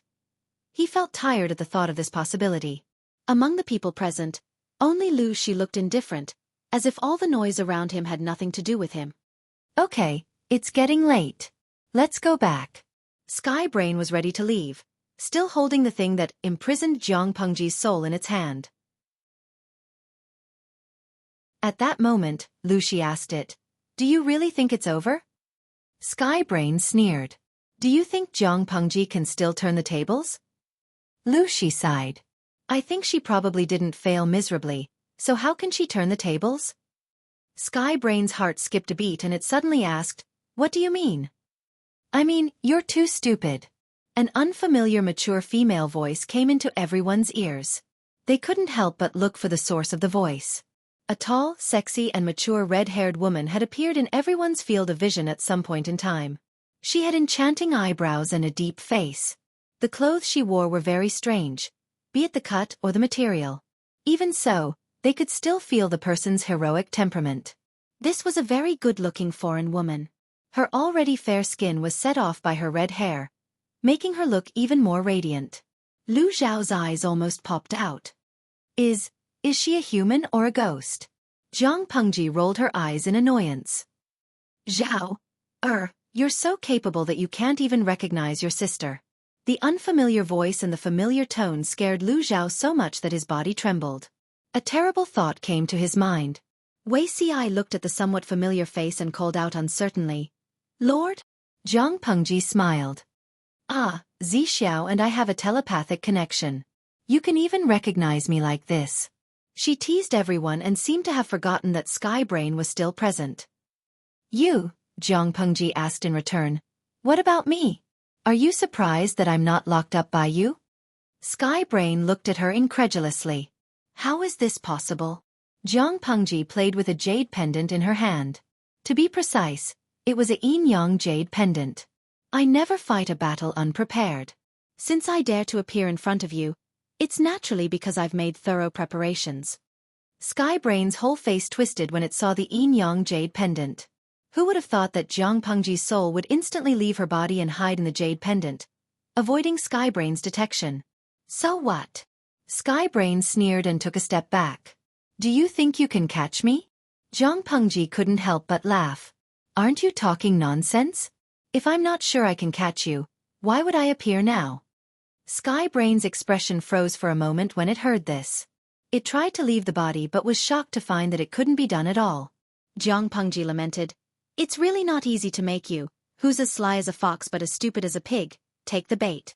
Sky Brain was too good at hiding and hiding. It was also very suspicious. It was really difficult to catch this slippery fellow. "In order to make your real body show up, I've made a lot of preparations and plans." Jiang Pengji played with the yin-yang jade pendant, a teasing and sarcastic expression on her face. "I know you're paranoid. If I don't put out a big enough bait, you won't take the bait." Lu Zhao said blankly, "So, sister, everyone here is bait that you put out?" Not only were there Wei Xi's two nieces, but also his pitiful younger brother. He confirmed with his eyes that she was really his sister. Jiang Pengji said, "You can say that. After all, you can't catch the wolf without risking the child." Lu Zhao. QAQ. Lu Shi snorted coldly and mocked his son. She can bear to watch Wei Xi being bullied. Why are you sad? He didn't see his position and identity clearly. Lu Zhao. After being defeated by his sister, he was stabbed by his own father. He felt that today was too exciting. "Do you really think you've won?" Sky Brain was so angry that he laughed. He snatched Prince Yen and the god-slaying saber from Xuanmei's arms. He was ready to kill the little bastard in front of Jiang Pengji. In the end, the seemingly sharp god-slaying saber couldn't cut down. Sky Brain and Prince Yen looked at each other silently. Prince Yen, who had been crying just now, said calmly, "Shouldn't you hit Jiang Pengji?" What did Jiang Pengji's scheming against Sky Brain have to do with Pei Yi? Fortunately, Zi was the spirit of the god-slaying saber. Otherwise, according to Jiang Pengji's character, she would most likely leave him in the lurch. Haha. What the F***ck? The old chief deeply felt that Jiang Pengji was unreliable. He didn't know what he was thinking when he chose her as his successor. Little did he know that Skybrain was feeling the same way. Not only was he F*King a dog, but he was also F*King a husky. Skybrain sneered. So what if they caught me? No one in this world can kill me. At most, they can continue to seal me like before. It's not like I haven't been sealed for tens of thousands of years. But as long as I'm not dead, I'll get my revenge sooner or later. Prince Yen said again, by the way, I forgot to mention that Jiang Pengji has awakened the ancient bloodline of the Jiang family. She can kill you. You're in a very dangerous situation now. Skybrain. Jiang Pengji.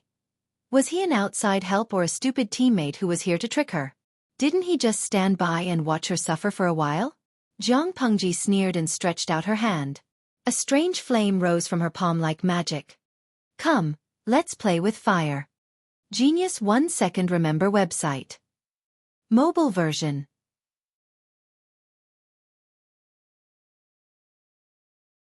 Chapter 1838.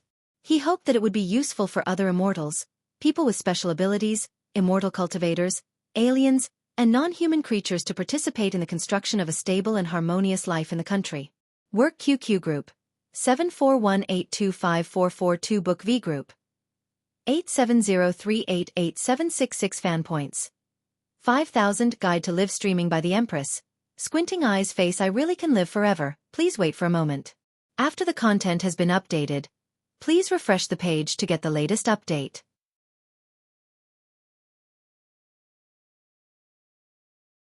Chapter 1839. I say, your luck is really bad. His Highness Yen seemed to think that the situation was not chaotic enough. He looked at Tian Bao, who was scurrying around like a mouse under Jiang Pengji's pressure, and deeply lamented how pitiful it was. Have you counted how many direct descendants of the Jiang family you have killed? Unfortunately, Jiang Pengji, the only survivor, has awakened the ancient bloodline that no one in the Jiang family has awakened for hundreds of years. This luck is 1 in a million. Heavenly Brain's luck was exceptionally bad. There were so many people present, but she was the one who was randomly grabbed. How many pieces was he going to cut himself into? Jiang Pengji had defeated every single one of them. The Sky Brain was always unlucky. Even when it took the initiative to apply for a job, the villains didn't accept it. This kind of luck was not good for being a villain, because before the main character exploded in the universe, the villain was the most powerful. Their luck and strength were second only to the main character who had the main character's aura. From this point of view, Skybrain was not a good villain. Especially when the main character was Jiang Pengji, the difficulty was hellish. Lu Zhao looked at His Highness Yen, who was calmly mocking the Skybrain. Then, he looked at the two protagonists of the night, who were exchanging blows so quickly that only after images could be seen. He silently gulped. What kind of sin did he commit in his previous life? Why did he encounter so many strange twists and turns in this life? Are you purposely provoking that monster? Lu Zhao looked at Princess Yen with fear in his eyes. Obviously, this niece of his was also a person with a story. His Highness Yen looked up at Lu Zhao and wiped the saliva off his face. You didn't see anything. Being a child was troublesome. His teeth were not neat, and he would drool if he spoke too much. If a stranger saw her drooling face, it would damage her glorious image. Under Lu Zhao's watchful eyes, His Highness Yen rummaged through his robes and took out a pacifier. What are you looking at? Realizing that Lu Zhao was still looking at him, Prince Yen narrowed his eyes dangerously. Lu Zhao shrunk his neck. Even though His Highness Yen looked fierce, he felt that the other party's aura was terrifying. It was so scary that he even forgot that the two immortals were still fighting. The scene of the fight could be described as sparks and lightning. Jiang Pengji had fire in her hands and her hair was so red. When he sped up, the afterimages that he brought out were all fiery red. Jiang Pengji was speechless. Who could tell her that the supposedly godly teammate had turned into a pig? Nothing much. I just think you're very cute. Little niece, Uncle has milk candy here, sheep's milk, do you want some? His Highness Yen snorted coldly. Bring it to me. Jiang Pengji couldn't take it anymore. She snatched the god-slaying sword from the Brain King's hand, stabbed it into its kidney, and kicked it far away. His Royal Highness Yen said, Be gentle. You still have to use this body for a few more years. If it's too badly damaged, no one will be able to guarantee your warranty. Jiang Pengji was speechless. For all, Ngun Guo. Why didn't you say so earlier? Jiang Pengji was also angry. Had she told him earlier that she would treat this body this way?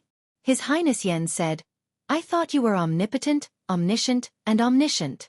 Who knew that you didn't know?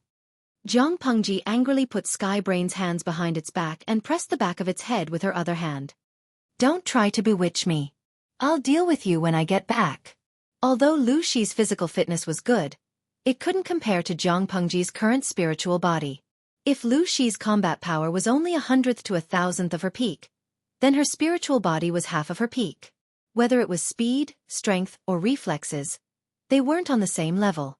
Sky Brain had been tricked by Jiang Pengji.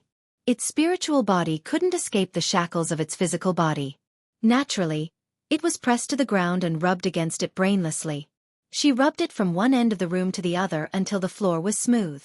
In the end, when she rubbed the body until it was about to fall apart, Pei Yi told her that the physical body didn't have a warranty. What the F***CK? Since that was the case, Jiang Pengji gave up the idea of toying with Sky Brain like a mouse. She decided to end the battle quickly. Lu Zhao and the others watched helplessly as the enchanting red-haired foreign sister turned into a mist of light and merged into the physical body that Sky Brain had occupied. After a while, the body lost control and fell to the ground, motionless. What's happening now? His Royal Highness Yen walked to Her Royal Highness Lien's side. Separated by the iron cage, the girl was crying so hard that her nose was running. Yes, I'm here. His Royal Highness Yen stretched out his hand through the gap in the bars and patted Her Royal Highness Lien's soft hair. Don't cry. Her Royal Highness Lien pouted, her bright red eyes tearing up again. Even though she didn't know what it was called, it had indeed left a huge trauma in her heart. She was trapped in the iron cage while others were hurting her sister. Only after many years did she realize that it was the powerlessness of the weak. His Royal Highness Yen wiped the saliva off the pacifier and stuffed it into Her Royal Highness Lien's mouth to stop her from crying. Lu Zhao couldn't help but complain, "Can't you get a clean pacifier?" His Royal Highness Yen said slowly, "There's only one." Lu Zhao immediately said in an obsequious manner, "My little niece knows how to share blessings and care for her sister at such a young age. You're the best." His Royal Highness Yen snorted. He didn't like Lu Zhao's obsequiousness. At that moment, Feng Yu, who hadn't made a sound the entire night, somehow opened the iron cage and sat beside His Royal Highness Yen without a word. He took out a pacifier of the same design but a different color and a sweet milky candy. "Good girl." His Royal Highness Yen patted Feng Yu's head and the latter smiled like a puppy. Lu Zhao was speechless. He didn't know where to start complaining about such double standards. Most importantly, Lu Shi looked up lazily. "Can you let us out now?" It was painful to be locked in the iron cage. "Ouch. It hurts." At that moment, Jiang Pengji, who had been a corpse for a long time, finally moved. She lay on the ground like a salted fish and said softly, "I think I need an ambulance or a nourishment chamber to heal my body." She didn't pay attention to the strength when she hit him just now. When she returned to her body, she realized that her entire body hurt. My lord?" Wei Ci looked at her and didn't dare to approach her. It wasn't that he didn't recognize her, but he didn't dare to touch her since she was injured all over. Seeing the familiar Wei Ci, Jiang Pengji whimpered and said softly, "Zixiao, it hurt so much. You have to hug me." Wei Ci let out a long sigh of relief and smiled. "Okay, as long as you want." His Royal Highness Yen asked, "Where's the brain?" It was Jiang Pengji's first time being carried by Wei Ci in a princess manner. She didn't want to talk to anyone for a while. "I'm back. That guy is naturally finished." As he finished speaking, a bright blue ball of light appeared in his palm. Upon closer inspection, the ball of light was actually a flowing liquid. It was the purest form of spiritual energy after the brain was burned. The ball of light seemed to be attracted by something and floated up slowly. Like flowing water, it stuck to the blade of the god-slaying saber and sank into it. At that moment, the incomplete totem patterns on the blade suddenly lit up, revealing a relatively complete appearance. It was a simple drawing of a celestial being drunk and lying on the clouds. His Royal Highness Yen stared at the drawing for a long time. Jiang Pengji couldn't help but roll her eyes. It looks like you have a lot of secrets on you. Let's have a private talk later. His Royal Highness Yen came back to his senses and snorted. This drawing looks like it's missing a piece. Lu Zhao moved closer to take a closer look. Jiang Pengji said, "It's indeed missing a piece. The system's 7 emotions and 6 sensory pleasures." Lu Shi had yet to return to his position. Naturally, it was incomplete. Lu Zhao wisely chose to shut up. He was afraid that Jiang Pengji would take the opportunity to kill Lu Shi and return to her position. Xuanmei, take the saber. I'm afraid Xiaoyu is waiting for you. Let's go together. The rest of you go back. The sudden disappearance of living people, especially the disappearance of Zhang Lian and Zhang Yan, would probably cause a huge commotion in Wanzhou. Lu Zhao asked blankly, "How do we go back?" As soon as he finished speaking, Feng Yu patted the doorframe and gestured for him to come over. It turned out that a door had been erected in the room for some time. Outside the door was not winter, but an exquisite courtyard. Lu Zhao was speechless. As a mortal, he had fallen into a group of celestials. The pressure was really great. When Lu Shi and the others disappeared, the door disappeared as well. Jiang Pengji said, "Xuanmei, it's been hard on you all these years." However, Xuanmei's expression was gloomy. "It's okay. I just hope that you can understand Xiaoyu's pain." Jiang Pengji said, "Of course." After leaving the farm, Xuanmei couldn't help but run to the figure waiting outside. The two of them hugged each other. Wei Ci was still a little absent-minded. "My lord, is it over?" Jiang Pengji coughed. "It's over? How is that possible?" Wei Ci's nerves suddenly tightened. He was like a bird startled by the mere twang of a bow. Jiang Pengji said angrily, "Why are you reacting so strongly?" Wei Ci was speechless. Could she blame him? Jiang Pengji said, "We, the world, and the future of prosperity and peace. Everything has just begun." As she spoke, Xueqi and Xuanmei came over one after another. "After going through so many hardships and fighting with the enemy for 300 rounds, I finally didn't let down my promise to Xiaoyu." Jiang Pengji was now covered in wounds. Even though the moonlight was weak, Xueqi could see the injuries and bruises on her face and arms. "I'm back." Xueqi's eyes were slightly red as he listened. Just by looking at the injuries, he knew how much his lord had gone through. His heart ached and he was worried, but he also breathed a sigh of relief. He bowed and said, "Your subject Xueqi greets my lord." "Xiaoyu, do you know? That enemy was so powerful and cunning. I almost lost to it." Jiang Pengji was injured, but she was still restless. She bragged about the enemy, and she was the victor who was stronger than the enemy. Xueqi repeatedly agreed. Xuanmei, who was beside him, wanted to say something but stopped. As a witness who witnessed everything and knew that Jiang Pengji's injuries were caused by someone, she was now under a lot of pressure. When it was almost dawn, they returned to the city under Jiang Pengji's unreliable directions. "Wasn't it Xiaoyu who led me here? Logically speaking, he should have led them back." However, Xueqi said, "It was the guidance of the unseen. I didn't remember the way." It was also his first time back to the North Abyss. Jiang Pengji was speechless. At that moment, the sky was slightly bright. A tall and slender figure stood in front of the mansion. The snow on his shoulders was heavy.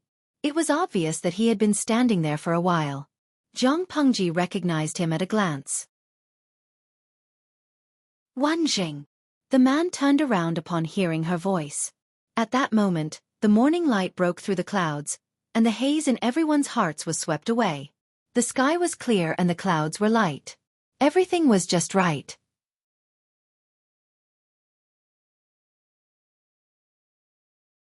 Chapter 1840. For the first time in her life, Jiang Pengji knew what it meant.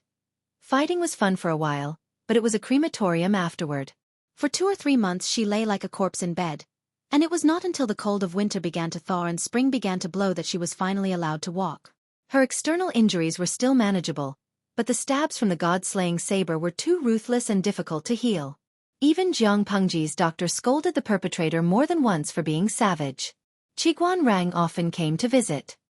His expression was solemn every time, and his right hand could not help but clutch something. Jiang Pengji said, I know it's hard for you to bear with it. Bring me your favorite fan later. Why did you deliberately remove it? Qiguan Rang had no other problems except for his fan fetish. Unfortunately, Jiang Pengji was an injured patient and the room could not be exposed to the wind. He said, I'm not used to it for a while, so I'll just bear with it. But my lord's body. You have to be more careful in the future. Jiang Pengji's entire body was covered in minor and major injuries. She was tied up like a mummy. At first, only her eyeballs and mouth could move. The enemies are all dead. Who else can hurt me? I won't have the chance to not be careful in the future even if I want to. Qiguan Rang did not speak after hearing that. But every time he left, Jiang Pengji suspected that Qiguan Rang was going to fight someone. Wei Xi said, Wen Jing is anxious. Jiang Pengji said, fortunately, he doesn't know the truth. Otherwise, it won't be easy to clean up. As a patient, Jiang Pengji looked calm and collected on the surface.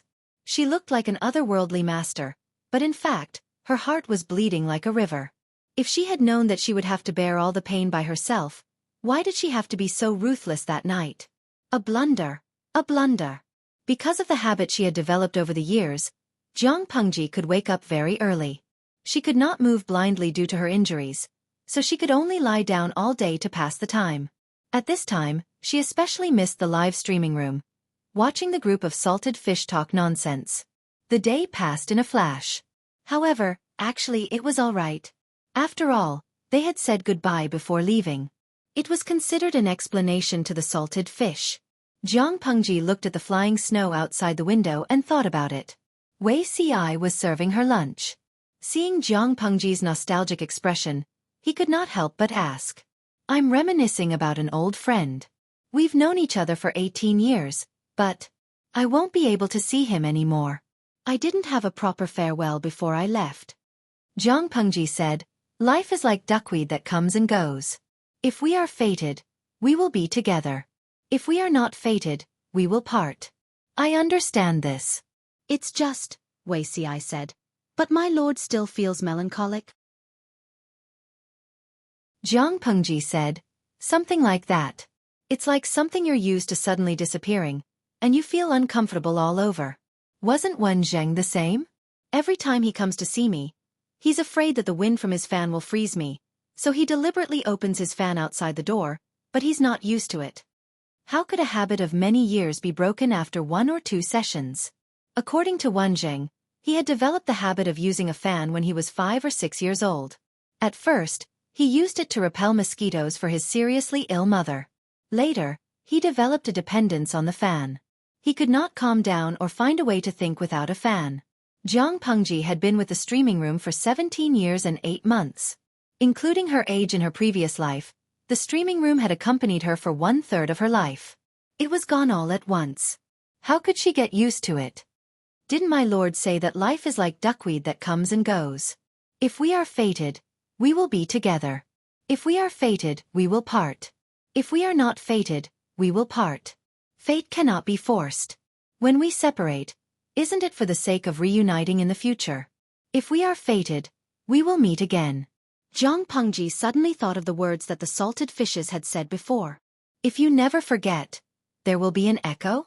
Wei Xi smiled and said, maybe that's the reason. After Jiang Pengji had her meal, she followed the doctor's advice and walked for a while in the afternoon to help her body recover. I walk slower than Lian and the others now. Jiang Pengji held her crutches in both hands and strolled around with Wei Xi's help. Her range of activity was limited to the inner courtyard. She was tired from walking. She put her crutches aside and found a rock garden to lean on.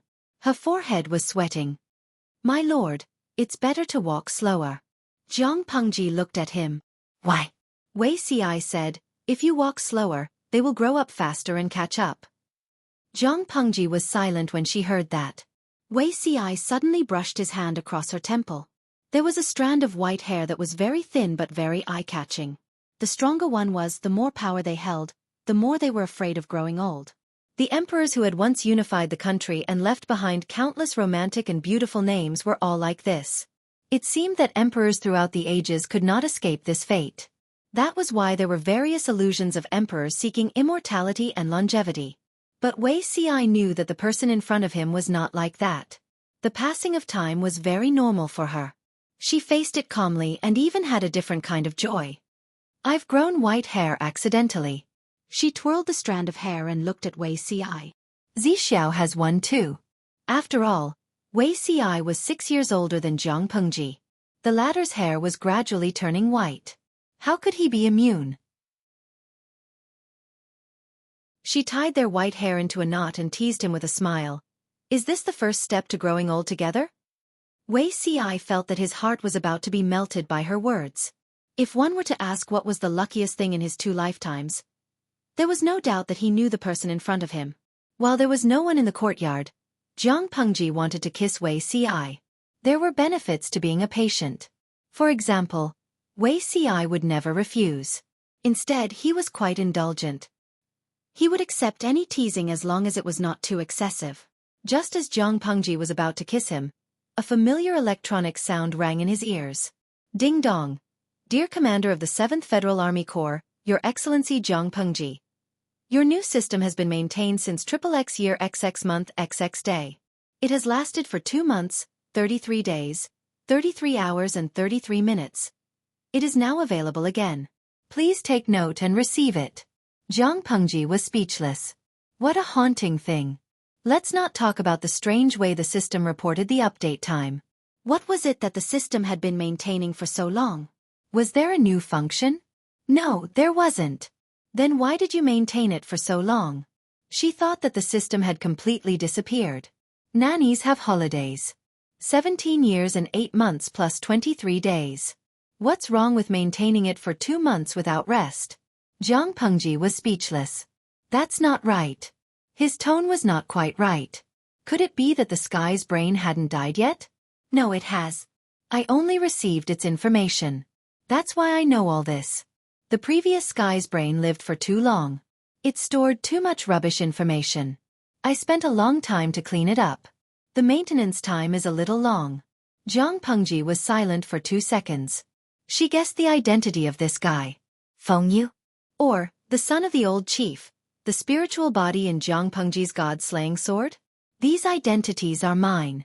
You can call me whatever you want. Your Excellency Zhang Pengji. Speaking of which, my continuation still depends on your hard work.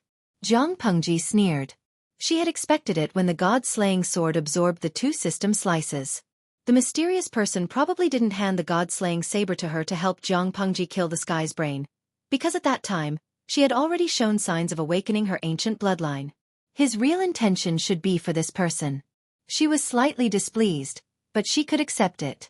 How can you guarantee that you won't become the second sky's brain to cause trouble? The sky's brain doesn't have rules and constraints, but I do. Old chief. You can call her that if you like. I'm curious about the relationship between the 2 of you. This is another story. It's a long story. Your Excellency is busy every day. I'm afraid you won't like to hear it. Zhang Pengji could tell that the newly appointed system was not someone to be trifled with. However, if it caused trouble, the person to clean up the mess would be the old chief, not her. Zhang Pengji couldn't be bothered to worry. Can I start the live stream now? Yes. After saying that, it muttered something. The back end has received billions of complaints. It's too late to delete the rubbish. Zhang Pengji was speechless. Did she have reason to suspect that if it hadn't received too many complaints about rubbish information, it would still be able to continue maintaining it? Looking at the familiar interface, Zhang Pengji thought about how she should greet her old friend again. In the end, she started the live stream. There were no loud cheers as she expected. Looking at the empty screen, she, who was used to all kinds of dirty talk, was not used to it. After about 5 minutes, the live stream room gradually gained viewers. The bullet screen became exclamation marks. Tudu Feichio, streamer, did you come back to life? Canteen Daffin Auntie, streamer, did you come back to life? Oatmeal Nan Shui, oh my god, did the missing streamer come back to life? Sans Hisong Shuning Shi. Amazing. The locked coffin was pried open by the streamer? Saishang Jiangnan Fengguang Hao, oh my god, I'm going to tell my parents that the missing streamer came back to life. Jiang Pengji was speechless. She didn't know that on the first day the live stream room disappeared, Weibo was paralyzed. The platform's programmers worked overtime and couldn't save the situation. The next day, Weibo was flooded by the news of the live stream room's disappearance. Many fans cursed and turned to anti-fans. They had to. They had been following the TV series for 17 years and 8 months. It was finally going to usher in the long-awaited finale, but at the last minute, they said it was a eunuch. If they had known it was a eunuch, they would have said it earlier. The foreplay was done. Why couldn't they say it at the critical moment? The fans who cared about Jiang Pengji and the angry anti-fans fought on Weibo for 3 days and 3 nights. The trending topics took turns dominating the list. The other celebrities who wanted to buy trending topics were miserable. A lot of money was spent, but they couldn't even find a trace. Such a chaotic battle lasted for 7 days. The netizens felt that they could fight for another 800 rounds. The programmers who woke up in the ICU with their livers complained on Weibo, begging them to stop fighting and give them a way out. After 7 days, the popularity of the matter gradually died down. On the 8th day the live stream room disappeared. There were still people who thought it would come back. Now that more than 2 months had passed, many familiar fans looked at the saved video from that year in a daze. Did this magical live stream room really exist? When they all desperately accepted reality, the live stream room sent a push notification to the fans who followed it. They were stunned. When they came back to their senses and wanted to rush into the live stream room to demand an explanation, 5 million people were already under smiley face, angle, It was okay if the live stream room was full. They still had Weibo. Therefore, the programmers who had just been discharged from the hospital saw the backstage collapse again. They took a deep drag on their cigarette. Damn it, resign.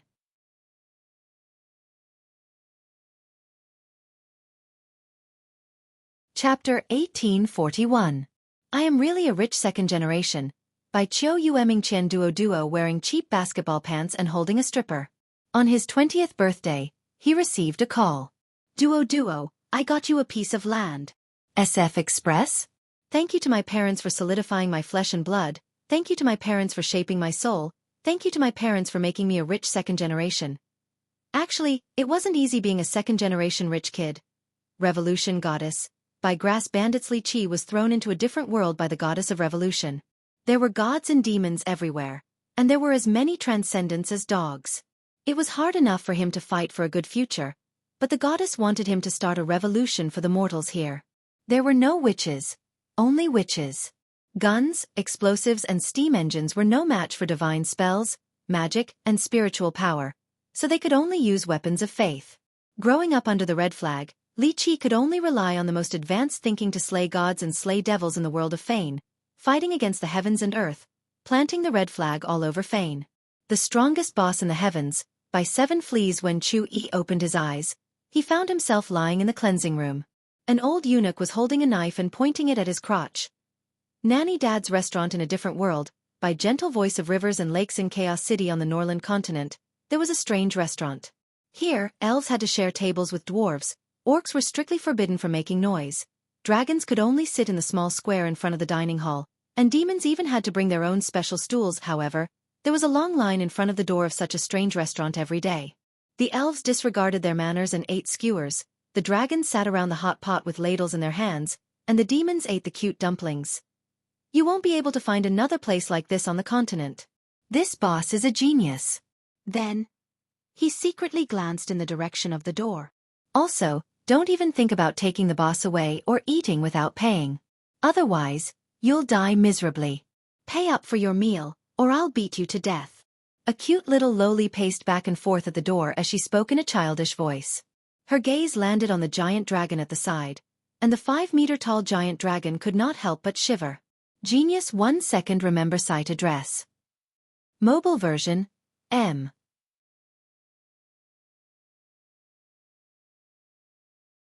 Chapter 1842. Of course, he would never resign. Not in his entire life. As a middle-aged man in his 40s with parents and children, even if he went bald, he would still code diligently and fight the bug to the end. Life was stressful, and he had to give in. Although the programmer was only in his early 40s, He had unlocked many positions, such as the position of writing code on bicycles, buses, trains, planes, and other transportation vehicles. He had also fought the bug in the devastation of typhoons and earthquakes. In his short life, he had a lot of experience. After a moment of depression, he decided to unlock a new achievement of hospital liver code. I don't believe it. If you survive this, you'll be the best programmer. After saving the server for an hour, he began to shut down. His colleague added him to a group of victims of the programmer. The programmer? What did that mean? His colleague said with a sad face, "Tisk, look at the group announcement." The programmer crawled over to take a look and was instantly stunned. He even trembled. Victims of the programmer. Recount the poor programmers who have been mercilessly slaughtered by the killer programmer. He opened the group announcement and looked at the number of people in the group. He could not help but clutch his wounded little heart. This was a group of 2,000 people. Currently, there were 1,995 online smiley face, angle. His colleague sighed. This group was also added by a retired senior. The group is full of victims. Some are still struggling in their positions. Some have already left to work in other industries. This is still the situation on our side. I heard from my colleagues in the other side of the streaming room that their situation is tragic. Sigh, the profession of the programmer is very good, but unfortunately, he encountered the killer programmer. He was born at the wrong time. Xueqi, he died with his eyes wide open. Xueqi. This was only the 6 groups on Penguin. There were 1, 2, 3, 4, 5, and a few other WeChat programmers. He should not have jumped to Weibo back then. His colleague said again, I have an ominous premonition. Maybe the great emperor wants to rush his performance and kill a few more programmers as a sacrifice to the heavens. After sending this message, he sent an emoji of a bald man smoking. The programmer almost cried. The new year is over. Why is the great emperor Jiang rushing his performance out of boredom? His colleague said, maybe he wants to make up for the 3 months of performance he missed?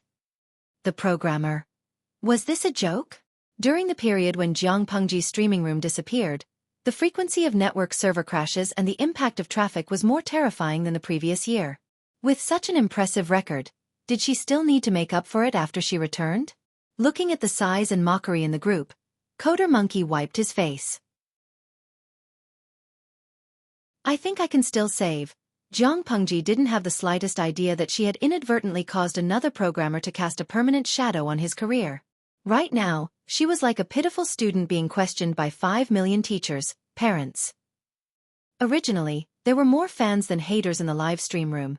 But now the haters had an overwhelming victory. Jiang Pengji could only be obedient. After all, salted fish in the live stream room had always been amenable to coaxing but not coercion. Acting innocent was also a good way to avoid persecution. As the salted fishes cursed, someone suddenly posted something that made them burst into tears. The other party's hand speed was extremely fast. It was obvious that these words were not written on the spot. Instead, they seemed to have been prepared long ago. After a few hundred words, there was only one sentence left. It's good that you're all right.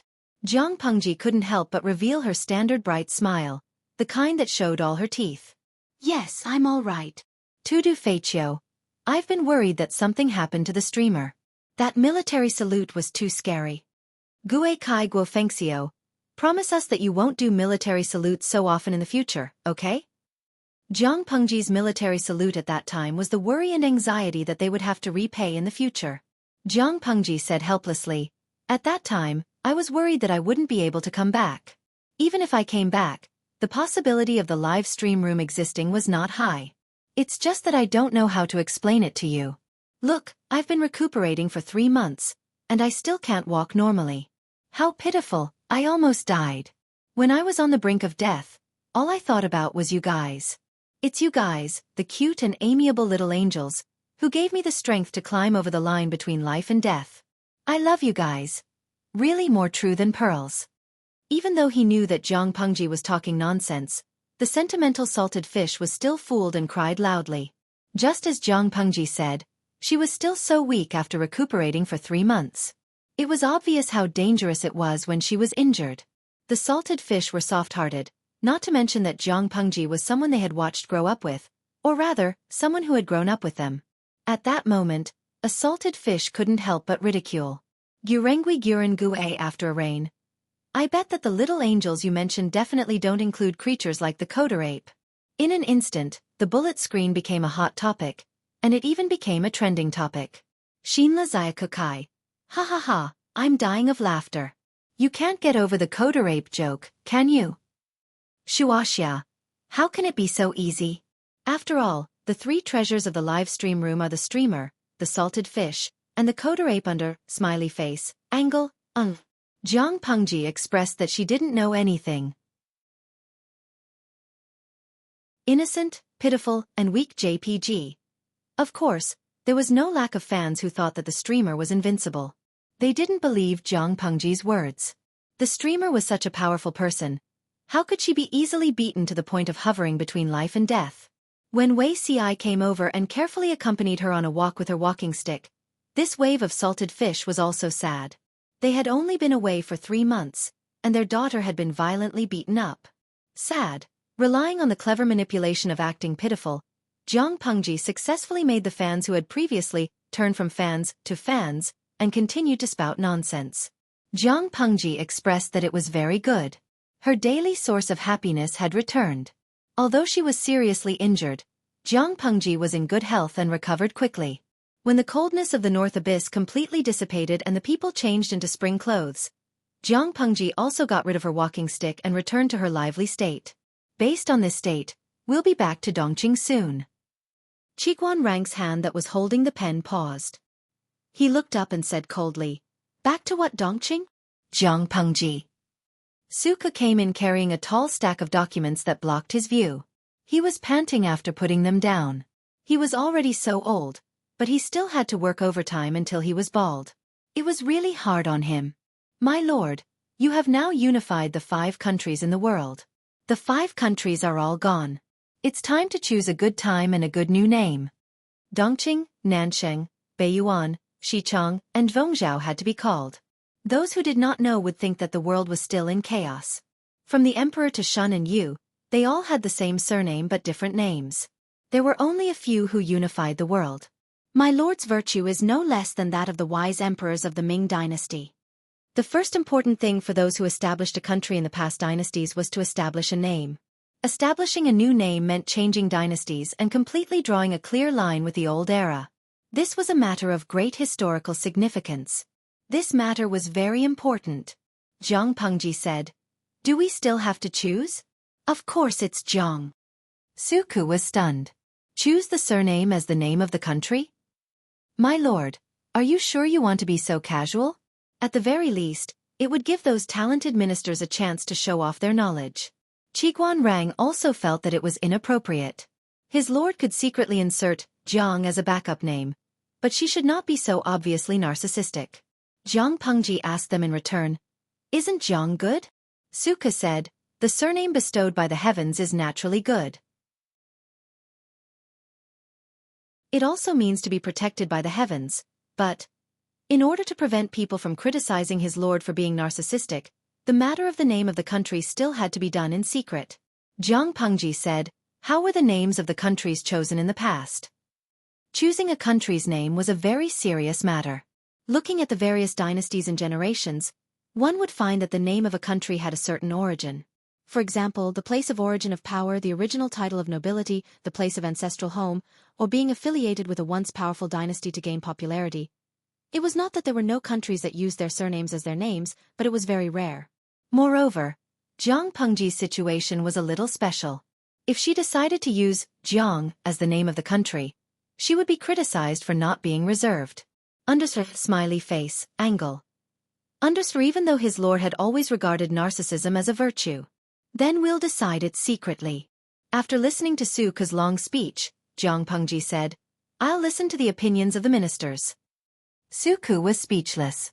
Didn't my lord think that the first half of the sentence was very contradictory?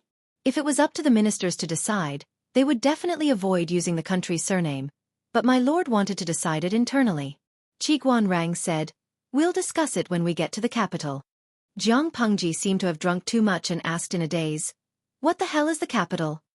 Xueqi reminded her, Before my lord went to Beiyuan, didn't you set the capital of Pingfengdu in Xuanzhou Zhongzhou?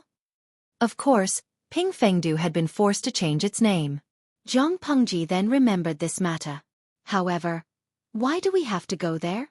Xueqi and Qiguanrang were speechless. If the future emperor didn't live in the capital, where would she want to live? Furthermore, Xueqi said, the world has just settled down. In order to appease the people, my lord should consider ascending to the throne as soon as possible. No matter what, his lord was the first female emperor to ascend the throne since ancient times. The grandeur that she should have should not be inferior to that of her predecessors. Of course, according to his lord's thrifty temperament, if she were to handle this matter, she would probably simplify it as much as possible. Xueqi expressed his firm opposition. This is a once-in-a-lifetime event. My lord can't be rash. It had to be a grand event. The new palace had already begun renovations. Fortunately, Pingfengdu was once a prosperous ancient capital. All kinds of facilities were considered complete. It was not too late to choose a place to modify into a palace. There were also people to handle the various etiquette details. What Zhang Pengji had to do was to memorize the various procedures on the day of ascending to the throne. Of course, there was also the dragon robe. From the design, choosing the style of the dragon robe to the start of the production, it would take more than half a year even if hundreds of royal embroidery maids with exquisite embroidery skills were gathered to work day and night. Zhang Pengji felt a headache when she heard this. I'm just a patient who has just recovered from an injury. What a pitiful patient. Why couldn't he let her go? Xueqi said solemnly, My lord, I already know everything. Zhang Pengji was speechless. Xuan Mei, that big mouth.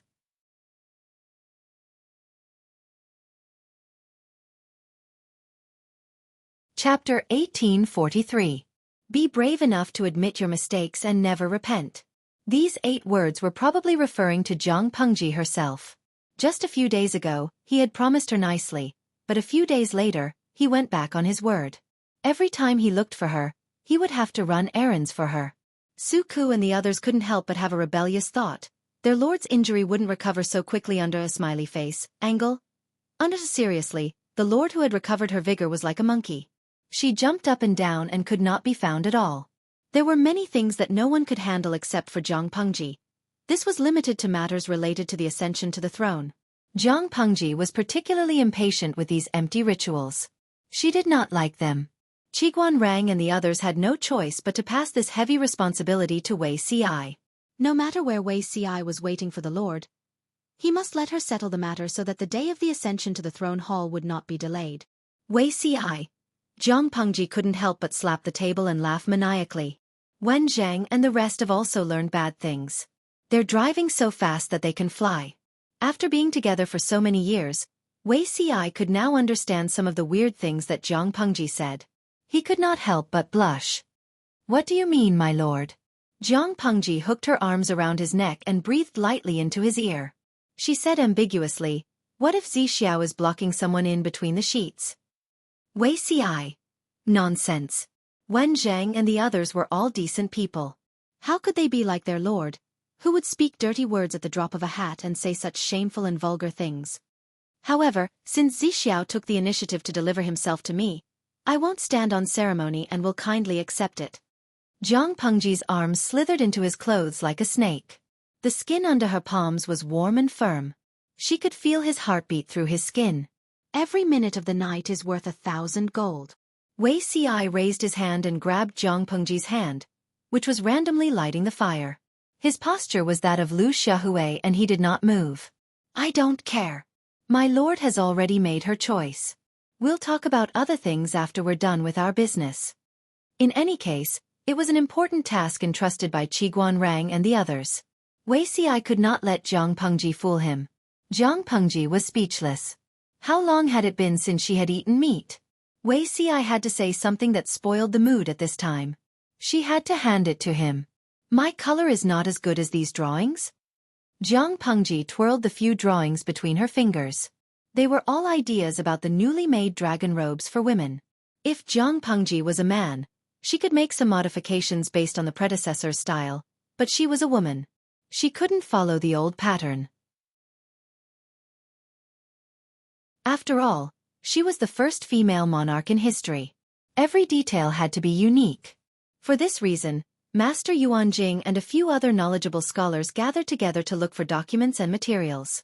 They tried to change the dragon robe into one that was most suitable for her. It took a lot of effort to submit 8 sets of blueprints. Almost all of them could be used, but it still depended on Jiang Pengji's personal preferences. After she made up her mind, this dragon robe would also serve as a template for future emperors. It was of great significance. However, Jiang Pengji had an unusual sense of beauty. It would be fine if she just randomly chose one, but the key was that someone beside her had to tell her the meaning of every detail of every drawing and every detail of the dragon robe. They had to ask her if it was okay and if she wanted to change it to something else. Jiang Pengji's eyes were filled with mosquito-repellent incense when she heard the last part. After hiding for a few days, he finally could not resist Wei Xi's temptation and walked right into the trap. Zixiao had also learned bad things.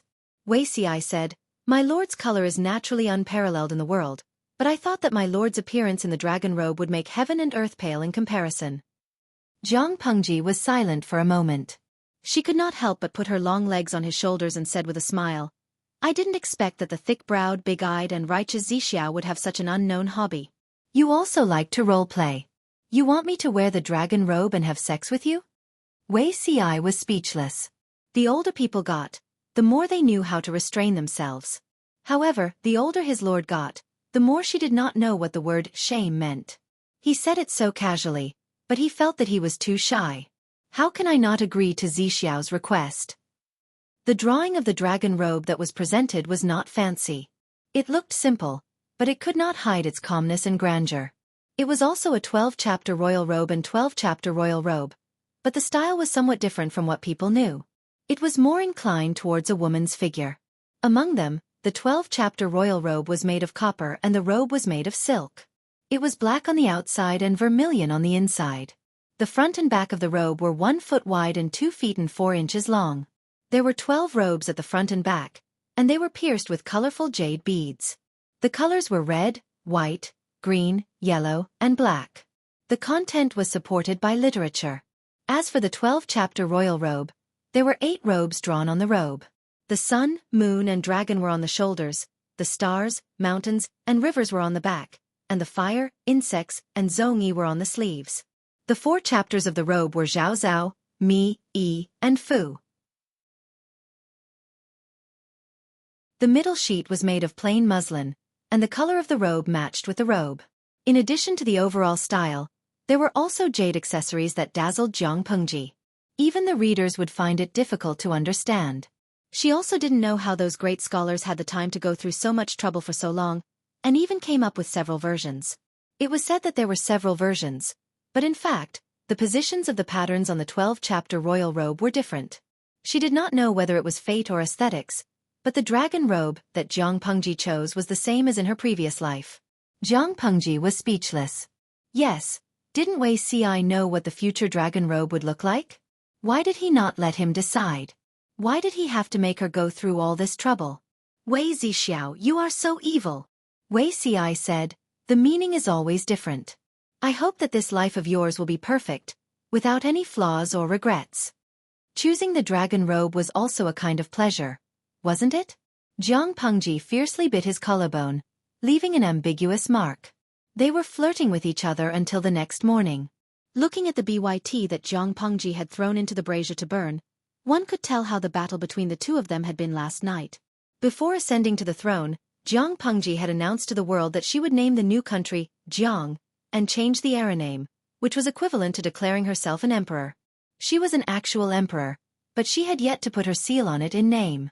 Since she had yet to embark on the path of enlightenment, she could not be considered to have truly ascended to the throne. The officials still used the old way of addressing her. The palace was renovated 2 years in advance. After Jiang Pengji arrived in Pingfengdu, which was the future imperial capital, she moved into the palace that had just been renovated halfway and began to gradually formalize the team. For example, she abolished the official titles that had been used in the troubled times in the 5 countries. She further clarified the jurisdiction and responsibilities of each official. At the same time, she would confer titles to the officials, reward them, promote them, and punish them. The overall system leaned towards the 3 provinces and 6 ministries that Salted Fish in the streaming room was familiar with. However, the 3 provinces and 6 ministries were still very different from the 3 provinces and 6 ministry system that they knew. The most obvious point was that Jiang Pengji's control of power was more centralized, reducing the room for the aristocrats to intervene. The world had just been established, and the military power was in her hands. Even if someone used the example of the predecessors to mock Jiang Pengji, she could not be bothered to care. The so-called being faithful and righteous, honoring virtue for merit, and ruling the world, was just the world in people's imagination. With the current level of science and culture, it was impossible to achieve such a situation. As long as people had selfish motives, they would always think of ways to fight for benefits and favorable conditions for themselves. It was not that there were no truly selfless officials who ruled the world, but they were as rare as phoenix feathers and unicorn horns. It was impossible for all the civil and military officials in the court to be like that. If he allowed Jiang Pengji to delegate all her power to others, she would be killed in a few months' time. Time flew, and in the blink of an eye, it was early autumn. At the same time, the scheduled auspicious day of ascending to the throne was approaching. Not only did Jiang Pengji have to busy herself with government affairs, marking memorials from all over the country, and caring about the people's livelihood, but she also had to learn the etiquette on the day of ascending to the throne. I'm not the emperor. Who am I showing the etiquette to? As a teacher, Xueqi gave Jiang Pengji special lessons in private. Seeing her like a dehydrated salted fish, he could not help but feel sorry for her, but he was helpless. The only thing he could do was to look at his lord anxiously until her heart softened. Jiang Pengji was speechless. The older Xueqi got, the better he was at making use of his advantages. He knew that she could not harden her heart to him. I'm really scared of you. Kiss me, and I'll continue learning. Xueqi said. Your Majesty should address yourself as I. Jiang Pengji said. But you're my wife. You're unrestrained in front of my wife. So what if you address yourself as I? Besides, it was not like the emperor could keep saying, I all the time. Xueqi sighed. But he was also helpless. The 2 young princes were always lonely all day long.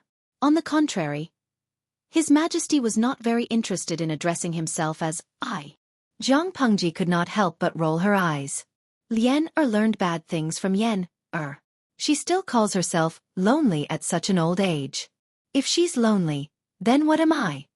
His parents were not dead, so what was lonely about lonely? Xueqi said. But I want to hear your Majesty address me as I. Jiang Pengji was speechless.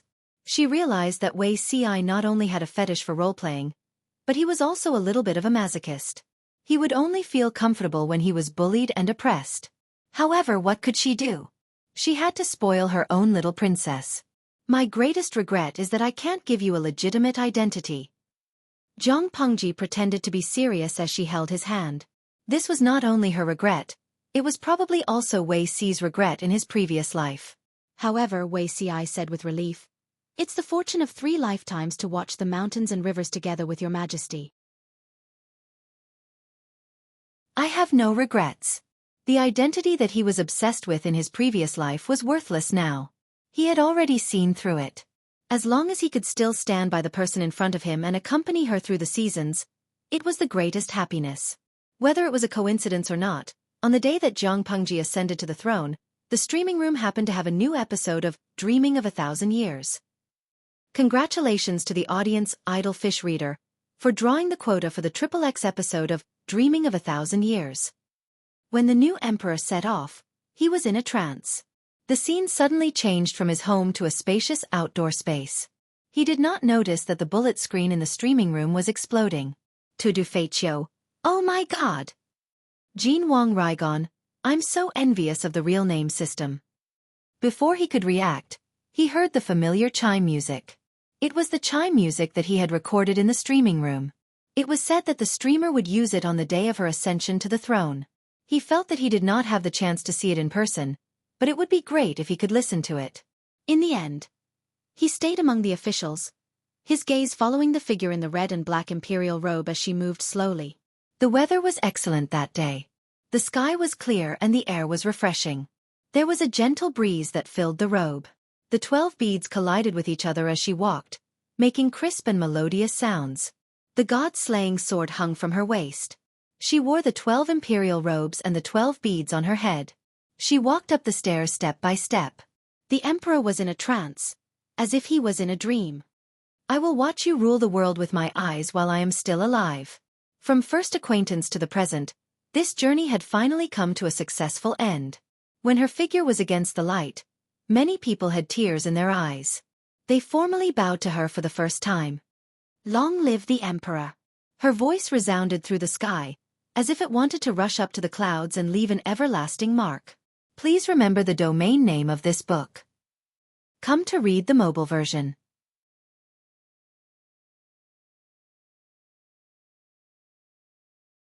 Chapter 1844. It was midsummer and cicadas were chirping outside the courtyard. The hot weather made people upset and even affected the mood of the chess players. If you don't think about it carefully before you play, I'll win this game again. Xueqi held a feather fan in his left hand and waved it gently. Every feather was white and clean. The handle of the fan was made of flawless white jade. The pendant of the fan was a beautiful lotus flower. The long tassels hung down and piled up on his knees. From afar, it looked like a thick cloud that was about to disperse. He sat on a mat with a complicated chess game in front of him. The person sitting opposite him was Feng Zhen. There were rumors in the court that Xueqi and Feng Zhen didn't get along. In reality, other than their conflicting political views, they had a good personal relationship. For example, right now, the two of them could play chess together in the middle of summer. There was a plate of golden melon seeds on Xueqi's left. Feng Zhen also had a plate, but there weren't as many as he had. Feng Zhen looked at the losing game and hesitated. After thinking for a long time, he threw the flag back into the box and mumbled, I lost. He didn't just lose this game, he also lost a few golden melon seeds under, smiley face, angle. Your heart isn't calm. Xueqi won another game, but there wasn't any joy in his expression. Feng Zhen tidied up the chessboard out of boredom. He didn't care about how many golden melon seeds he'd lost to the guy in front of him. How can I calm down? The summer is hot and dry, but the court is chaotic. His Majesty has been sick for 3 days in a row. Feng Zhen, who was usually fearless, was a little scared now. He had followed His Majesty for many years and His Majesty had always been a model worker. He fought bravely and worked hard. Occasionally, he would slack off, but it didn't matter. 365 days a year. He never rested for a single day. He was always making trouble for the court officials. No one in the court dared to slack off, but now he had been sick for 3 days in a row. Every day, Feng Zhen had the energy to leave early after finishing his work. Today, he still had the time to play chess with Xueqi. He was so bored he doubted his life. Xueqi's expression was calm, his deep eyes as quiet as a deep pool. It made people want to calm down. Everyone has 3 disasters and 9 difficulties. It's common to be sick and miss court. It's just a 3-day court. Feng Zhen couldn't help but roll his eyes. What did he mean by just a 3-day court? I'm worried about His Majesty.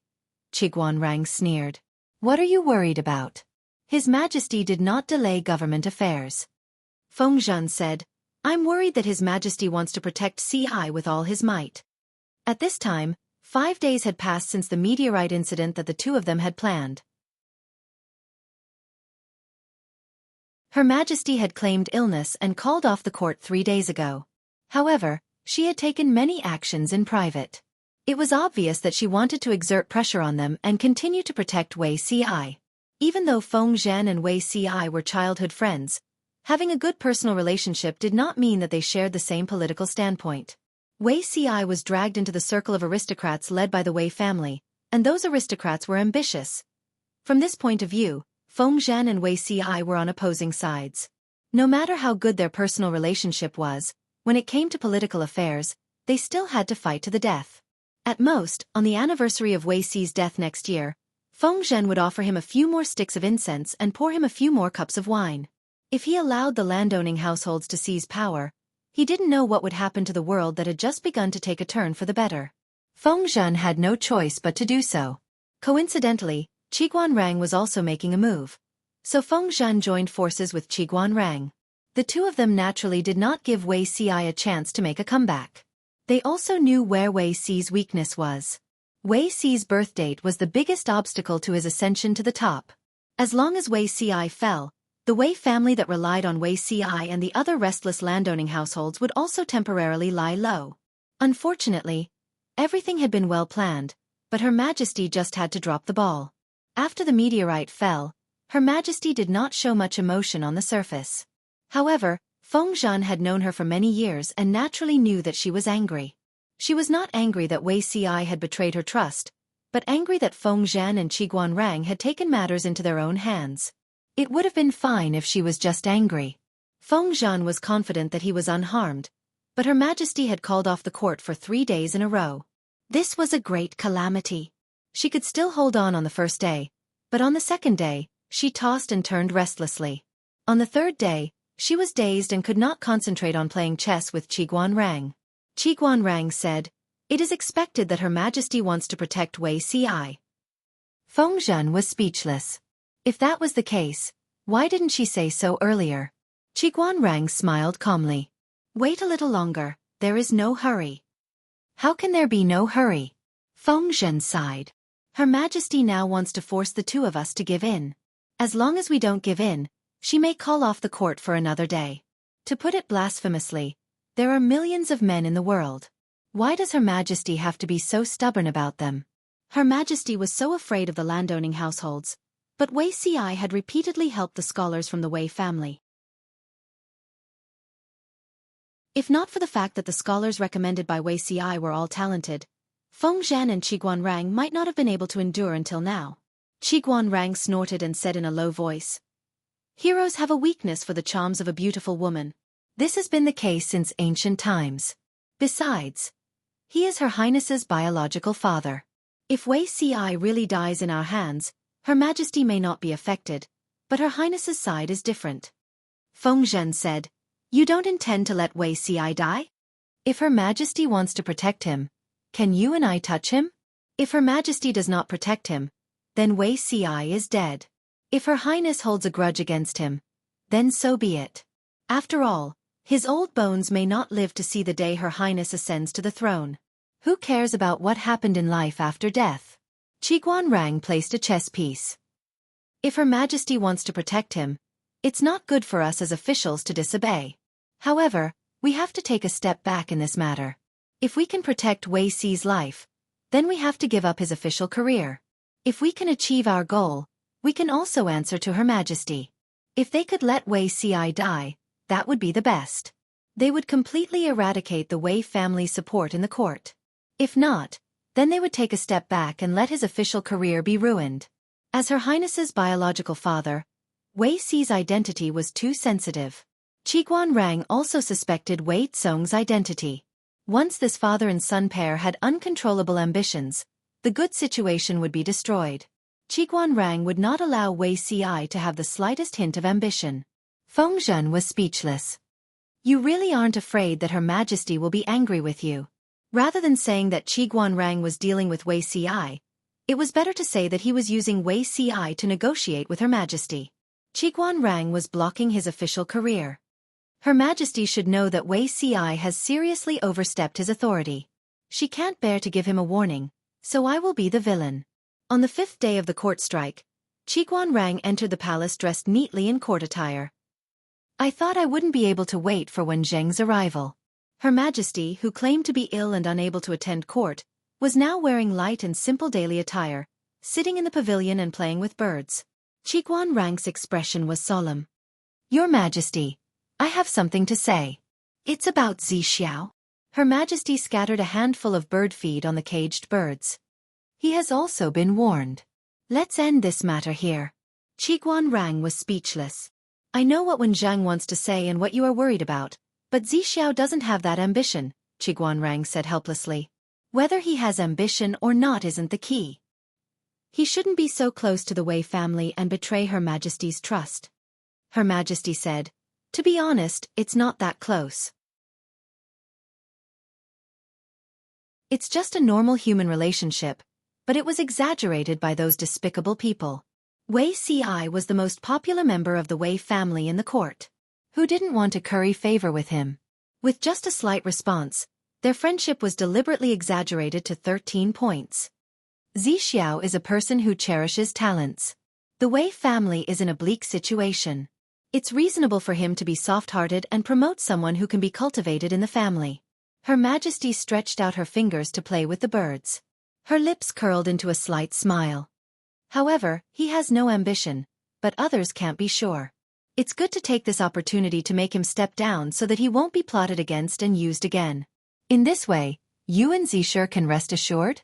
Qiguan Rang heard the last sentence and pretended to ask for forgiveness. Forget it. Sit down. There's no need to ask for forgiveness. Her Majesty stopped him. I know what you are worried about. Qiguan Rang and the others joined forces to deal with Wei Ci. She was indeed unprepared, but she knew it was an opportunity when she calmed down. An opportunity for Wei Ci to retreat to a safe position. At the same time, Jiang Pengji had to spare some time to sort out the Wei family. Qiguan Rang was the one who planned all this. After 5 consecutive days of court, she had calmed down. Naturally, she would not continue to argue. She had previously worried about how to separate Wei Ci from the Wei family. Now she had achieved her goal. Qiguan Rang hesitated and asked Her Majesty in a low voice. Has Her Majesty talked to him about these things? Her Majesty was surprised. No. What's there to talk about? Qiguan Rang wanted to say something but stopped. In the end, he did not voice out his worries. As long as Wei Ci was far away from the center of power, the Wei family could not cause trouble, and the position of the first prince was stable. Qiguan Rang's goal would be achieved. I hope Zixiao can understand Her Majesty's painstaking efforts. Her Majesty asked Qiguan Rang. Why should he understand? Qiguan Rang was speechless. Some things could easily cause misunderstandings without saying anything. Who in the court did not know that Qiguan Rang hated Wei Ci? This hatred lasted for more than 10 years and reached its peak on the day of Her Majesty's death. Wei Ci's son, Wei Tsong, came to the palace after Her Majesty's death, and threatened the position of the first prince, Jiang Yan. Qiguan Rang was one of the important ministers who entrusted Jiang Yan with his son. Under his seemingly pale and calm face, there was a strong desire to kill the Wei family's father and son. Wei Tsong was rebellious and ambitious. He coveted the throne. Who told him his identity and taught him to do so? What role did Wei Ci, his father, play? Perhaps, he should not have kept Wei Ci alive that year. Because of this, when Wei Ci drew his sword and committed suicide, firmly denying Wei Tsong's identity as crown prince, Qiguan Rang only looked away coldly. At the same time, he regretted watching coldly from the sidelines for a full 23 years. He did not let it go until he died. Your Majesty, there is one thing. I have sinned, and my sin is unforgivable. The white-haired Qiguan Rang was lying on the sickbed. His pale and sickly face was strangely flushed. This was the appearance of the last radiance of the setting sun. If I had not treated you coldly that year, perhaps the former emperor would not have. This is not your fault. Jiang Yan, who had ascended to the throne for 23 years, looked calm. So many years have passed. Why are you still brooding over it? Jiang Yan did not blame him, but Qiguan Rang could not let it go. On his deathbed, he only had one wish that he hoped Jiang Yan could fulfill. After I die, I will not enter the ancestral land. Qiguan Rang's voice was as weak as a mosquito, but Jiang Yan could understand what he meant. I understand. Many years later, people discovered that the grave of the famous minister Qiguan Rang was a cenotaph. While scholars were struggling with this matter, Emperor Chen's mausoleum collapsed. People discovered that other than Emperor Chen, there was an unfamiliar male corpse buried with him in the main mausoleum. His identity could not be verified. An unfamiliar male corpse was also discovered in the official hall of Emperor Chen's mausoleum. The owner of the corpse was 70 years old. This person was not buried with the emperor. Instead, he was buried in the official hall of the mausoleum. According to historical research, the owner of this corpse should be an old minister of 2 dynasties, Qiguan Rang. Genius in a second. Remember this website's address. Mobile version.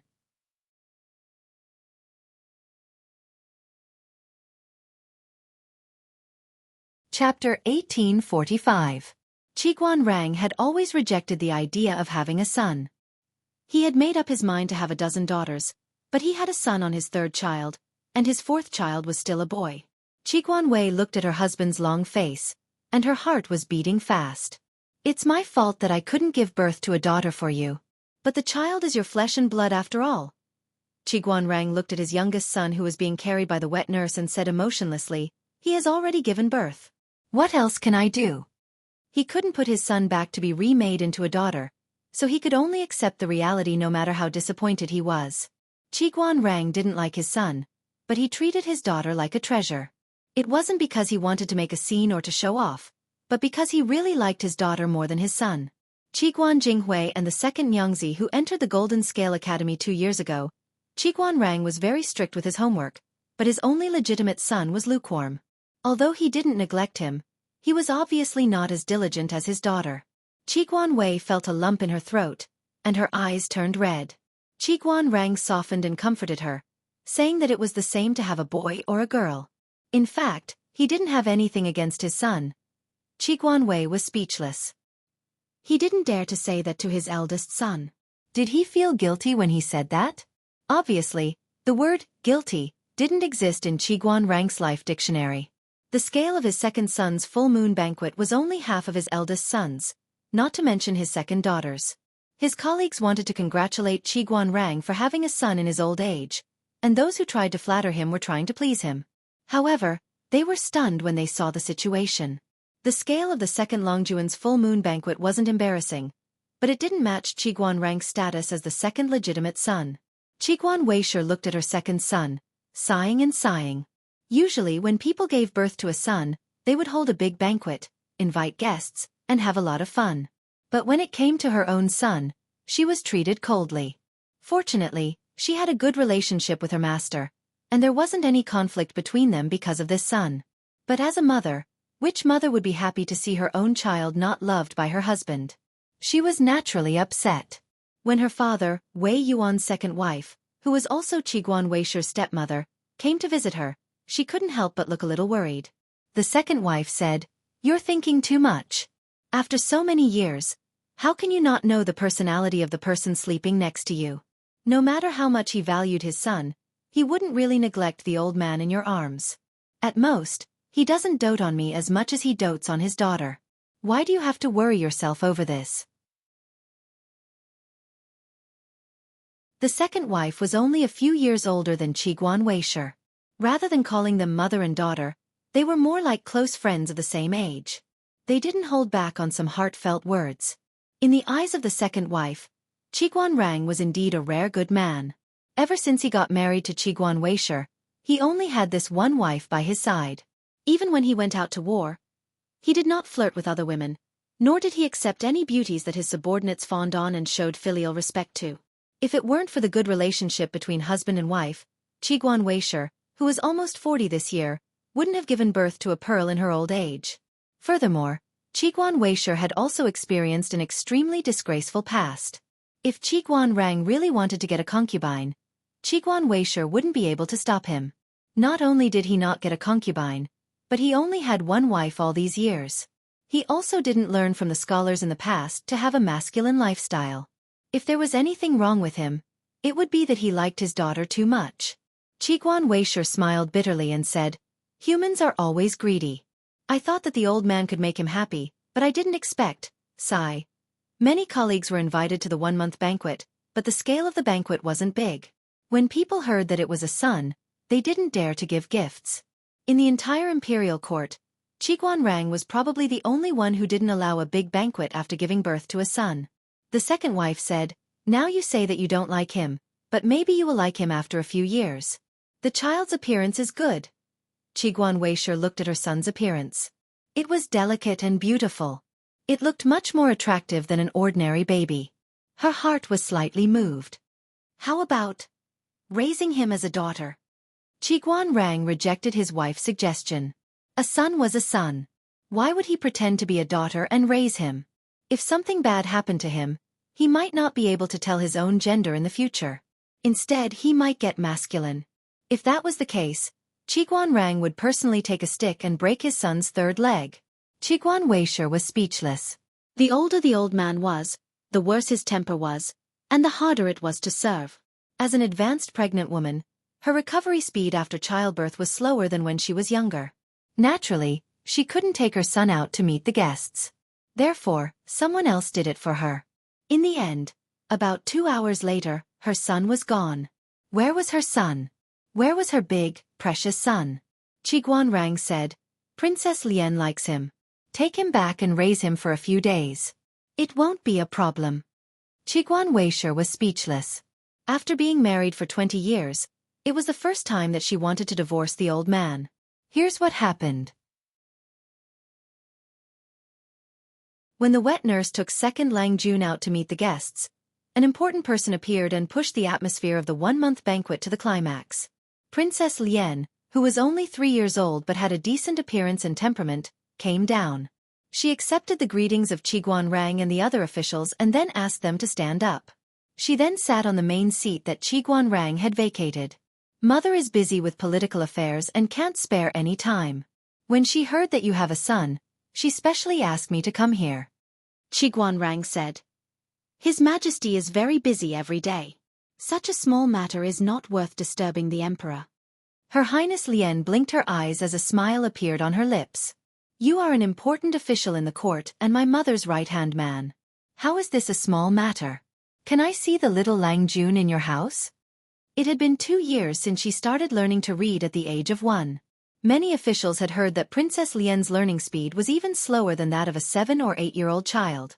They used to think that it was exaggerated. Now that they saw it, they couldn't help but sigh. The royal family was indeed extraordinary. Qiguan Rang called the wet nurse over. The wet nurse carried the little Lang Jun and bowed to her with reverence. Isn't this my sister? Princess Lian, who had been arrogant all this time, finally let out a sigh of relief when she saw someone younger than her. She was obviously curious, but she still restrained herself from taking too big of a step. She didn't dare to forget the etiquette taught by the Grand Tutor. Seeing the baby in the swaddling clothes, Princess Lian broke down. Qiguan Rang said, The child looks like a girl, but he is indeed a boy. Princess Lian said, Then this little brother is the best I've ever seen. Want to pinch, asterisk asterisk. But she wasn't a 1-year-old child anymore. She was 3 years old. The Grand Tutor also said that she couldn't casually pinch others and had to be steady. Qiguan Rang looked at Princess Lian's adorable expression, which showed that she wanted to get closer but was trying to restrain herself. He couldn't help but feel his heart soften. Your Highness, do you want to take a closer look? Princess Lian nodded. I want to hold him. The child's wet nurse couldn't help but make a bitter face. Although Princess Lian was the eldest legitimate child of the Emperor and it was the child's fortune that she wanted to hold the child, he was still only 3 years old. Qiguan Rang said, Bring the little Lang Jun over. The wet nurse was speechless. What else could she do? She could only pass the little Lang Jun, who had drunk milk 15 minutes ago, to Qiguan Rang, who then passed him to Princess Lian. The wet nurse didn't have the right to get close to the child. They thought that Her Highness Lian would fall while carrying the child. Some of the courtiers were secretly worried, but Her Highness Lian held the child very firmly. Oh, they forgot that Princess Lian's birth mother, the Emperor, was born with divine strength. As the legitimate child, Princess Lian naturally couldn't be compared to an ordinary child. Not only was she holding the child firmly, but she also looked relaxed. It didn't take any effort at all. It just looked a little awkward. Dear official, the little Lang Jun and I are fated. He didn't cry even when I held him like this. The baby's bones were soft. Princess Lian carefully held the back of the child's neck and couldn't help but breathe in the fragrance of the baby's milk. A big baby. A cute big baby.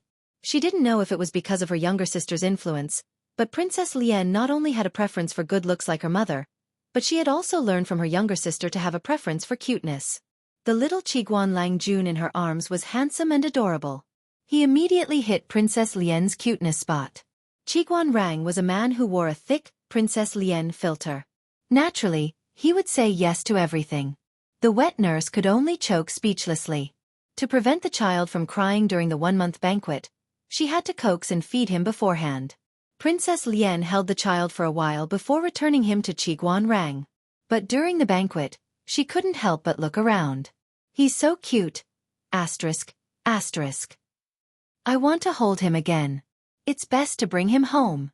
So, Princess Lien drank 2 cups of fruit juice and ate some side dishes, but she was still distracted. She actually made it until the banquet was about to end. Dear official, I have a presumptuous request. Qiguanrang said. Your Highness, please speak.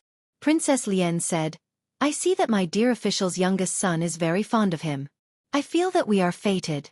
Can you let the little Lang Jun be a guest in the palace for 2 days? Qiguanrang hesitated. My son has just turned 1 month old. I'm afraid he might disturb your Highness. Princess Lien said, I will send someone to take care of the little Lang Jun. He won't be disturbed. Qiguanrang agreed. Wei Ci, who was attending the banquet, saw this and had a bad feeling. He wasn't worried that Princess Lien was a naughty child who would bully a 1-month-old baby. After all, he was the child of His Majesty and himself. He had personally taught him for 2 years. He was careful and meticulous. He didn't dare to make any mistakes. Now, Princess Lien was quite graceful at such a young age. Not only did she talk and act well, but she was also good at taking care of people. This was reflected in the way she took care of her younger sister, Princess Yen. She gave almost everything she wanted. She had a sister complex and was considerate. Besides, he was Qiguanrang's youngest son. Who would dare to neglect him in the palace? But, he felt a little strange, but he couldn't tell what was strange about it. On the other side, Qiguanrang agreed to Princess Lien's request. Not only did Princess Lien take away the 1-month-old baby, but she also took away the baby's food, the wet nurse. After the banquet ended, Wei Ci said to him in private, the little Lang Jun will be fine in the palace. I'm not worried. Although Princess Lien is young, she does things in the style of His Majesty. Qiguanrang wasn't worried. He was just worried about how to explain to his wife that Princess Lien had taken away his son's 1-month-old baby. Wei Ci was speechless. Quite in the style of His Majesty. Was he referring to the fact that he was obsessed with looks? Qiguanrang said, You seem distracted today. Is there something difficult? Wei Ci shook his head. It's not difficult. It's just that the Wei family sent people over a few days ago. It wasn't easy to send them away, but it wasn't easy to reject them either. I've heard about it. But you don't have much of a relationship with the Wei family. Why are they looking for you? Wei Ci said. It's eldest brother's child. Ever since eldest brother passed away, the orphan and widowed mother have been living in poverty. Niel Yang and Nye Qing were defeated. Wei Tsong committed suicide under His Majesty's god-slaying saber. Although Wei Ci didn't have a knot in his heart, he couldn't really watch the orphan and widowed mother die. He could ignore the rest of the Wei family, but he couldn't. However, because of what happened in his previous life, Wei Ci had a knot in his heart with his nephews. If they hadn't secretly instigated and schemed against him, how would Wei Tsong have become estranged from him and committed such a heinous crime? However, these were from his previous life. No matter how much he hated them, he wouldn't blame them on his nephews who had done nothing. He just wanted to find someone to talk to about this matter. Wei Ci didn't want to bother His Majesty. His other good friends were busy. He accidentally revealed a worried look during the banquet, but Qiguanrang saw through it. Just give them silver tails. After all, they can't be too intimate. Qiguanrang said, It's hard to tell whether they're relying on you because they can't live on anymore or because there's someone guiding them behind the scenes. If it's the former, no matter how you take care of them, it's fine. If it's the latter. Wei Ci really looked on coldly from the sidelines. He watched his nephew who had lost his father and his sister-in-law who was widowed live a difficult life. The Imperial Censor's memorials could immediately fill up His Majesty's desk. No matter what his true temperament was, at least the moral character he displayed in front of others should not be tainted. If Wei Ci even looked on coldly from the sidelines, how could he love the people of the world? However, it wasn't good to be too intimate. Others didn't know, but Qiguanrang knew that Wei Ci's identity was very sensitive. It was fine to be a lone official. He only needed to be loyal to His Majesty. If he was involved in other conflicts of interest and power, Wei Ci would be in danger. Wei Ci said, That's what I plan to do. Giving them silver tails to improve their lives was enough. Wei Ci really didn't dare to touch more things. If you're really worried, You might as well talk to His Majesty. His Majesty's intentions can't be wrong. Qiguan Rang felt that communication was still very important. After all, no one could always use their eyes and brainwaves to communicate. Wei Ci nodded. As they talked, he felt that he seemed to have forgotten something. What did he forget? He couldn't recall it for a while. Wei Ci was also busy with political affairs, so he quickly forgot about this little wave. Many years later, the 8-year-old Princess Lian officially chose her study partners. Wei Ci saw that among the study partners was Qiguan Rang's youngest son. Wei Ci was speechless. He inexplicably felt that this situation was somewhat familiar. This Qiguan, she is only 5 years old. How can he be your study partner? The clean brush spun nimbly between Her Highness's fingers. She played with the brush with one hand and supported her cheek with the other. He's good-looking. Pleasing to the eye appearance was the most important thing. Although the 4 study partners were all good-looking, Qiguan she was indeed the most good-looking of them all. He had inherited the bloodline of his father, Qiguan Rang, from the northern borderline. He had a high nose and deep eyes. He was handsome and had a slightly feminine appearance. However, he was still young. He was fair and plump. His red lips and white teeth were very likable. Wei Ci forced himself not to think too much, but he couldn't help but feel nervous. Grand Tutor, you don't like him? Wei Ci shook his head. Wan Jing has taught him well. This child has such manners at such a young age. How can I not like him? Princess Lian said. Then I will choose him. Wei Ci was speechless. You're tuning in to the Xueqi's Martial Arts Saga YouTube channel. Don't forget to subscribe and join us on this journey to catch the most captivating stories.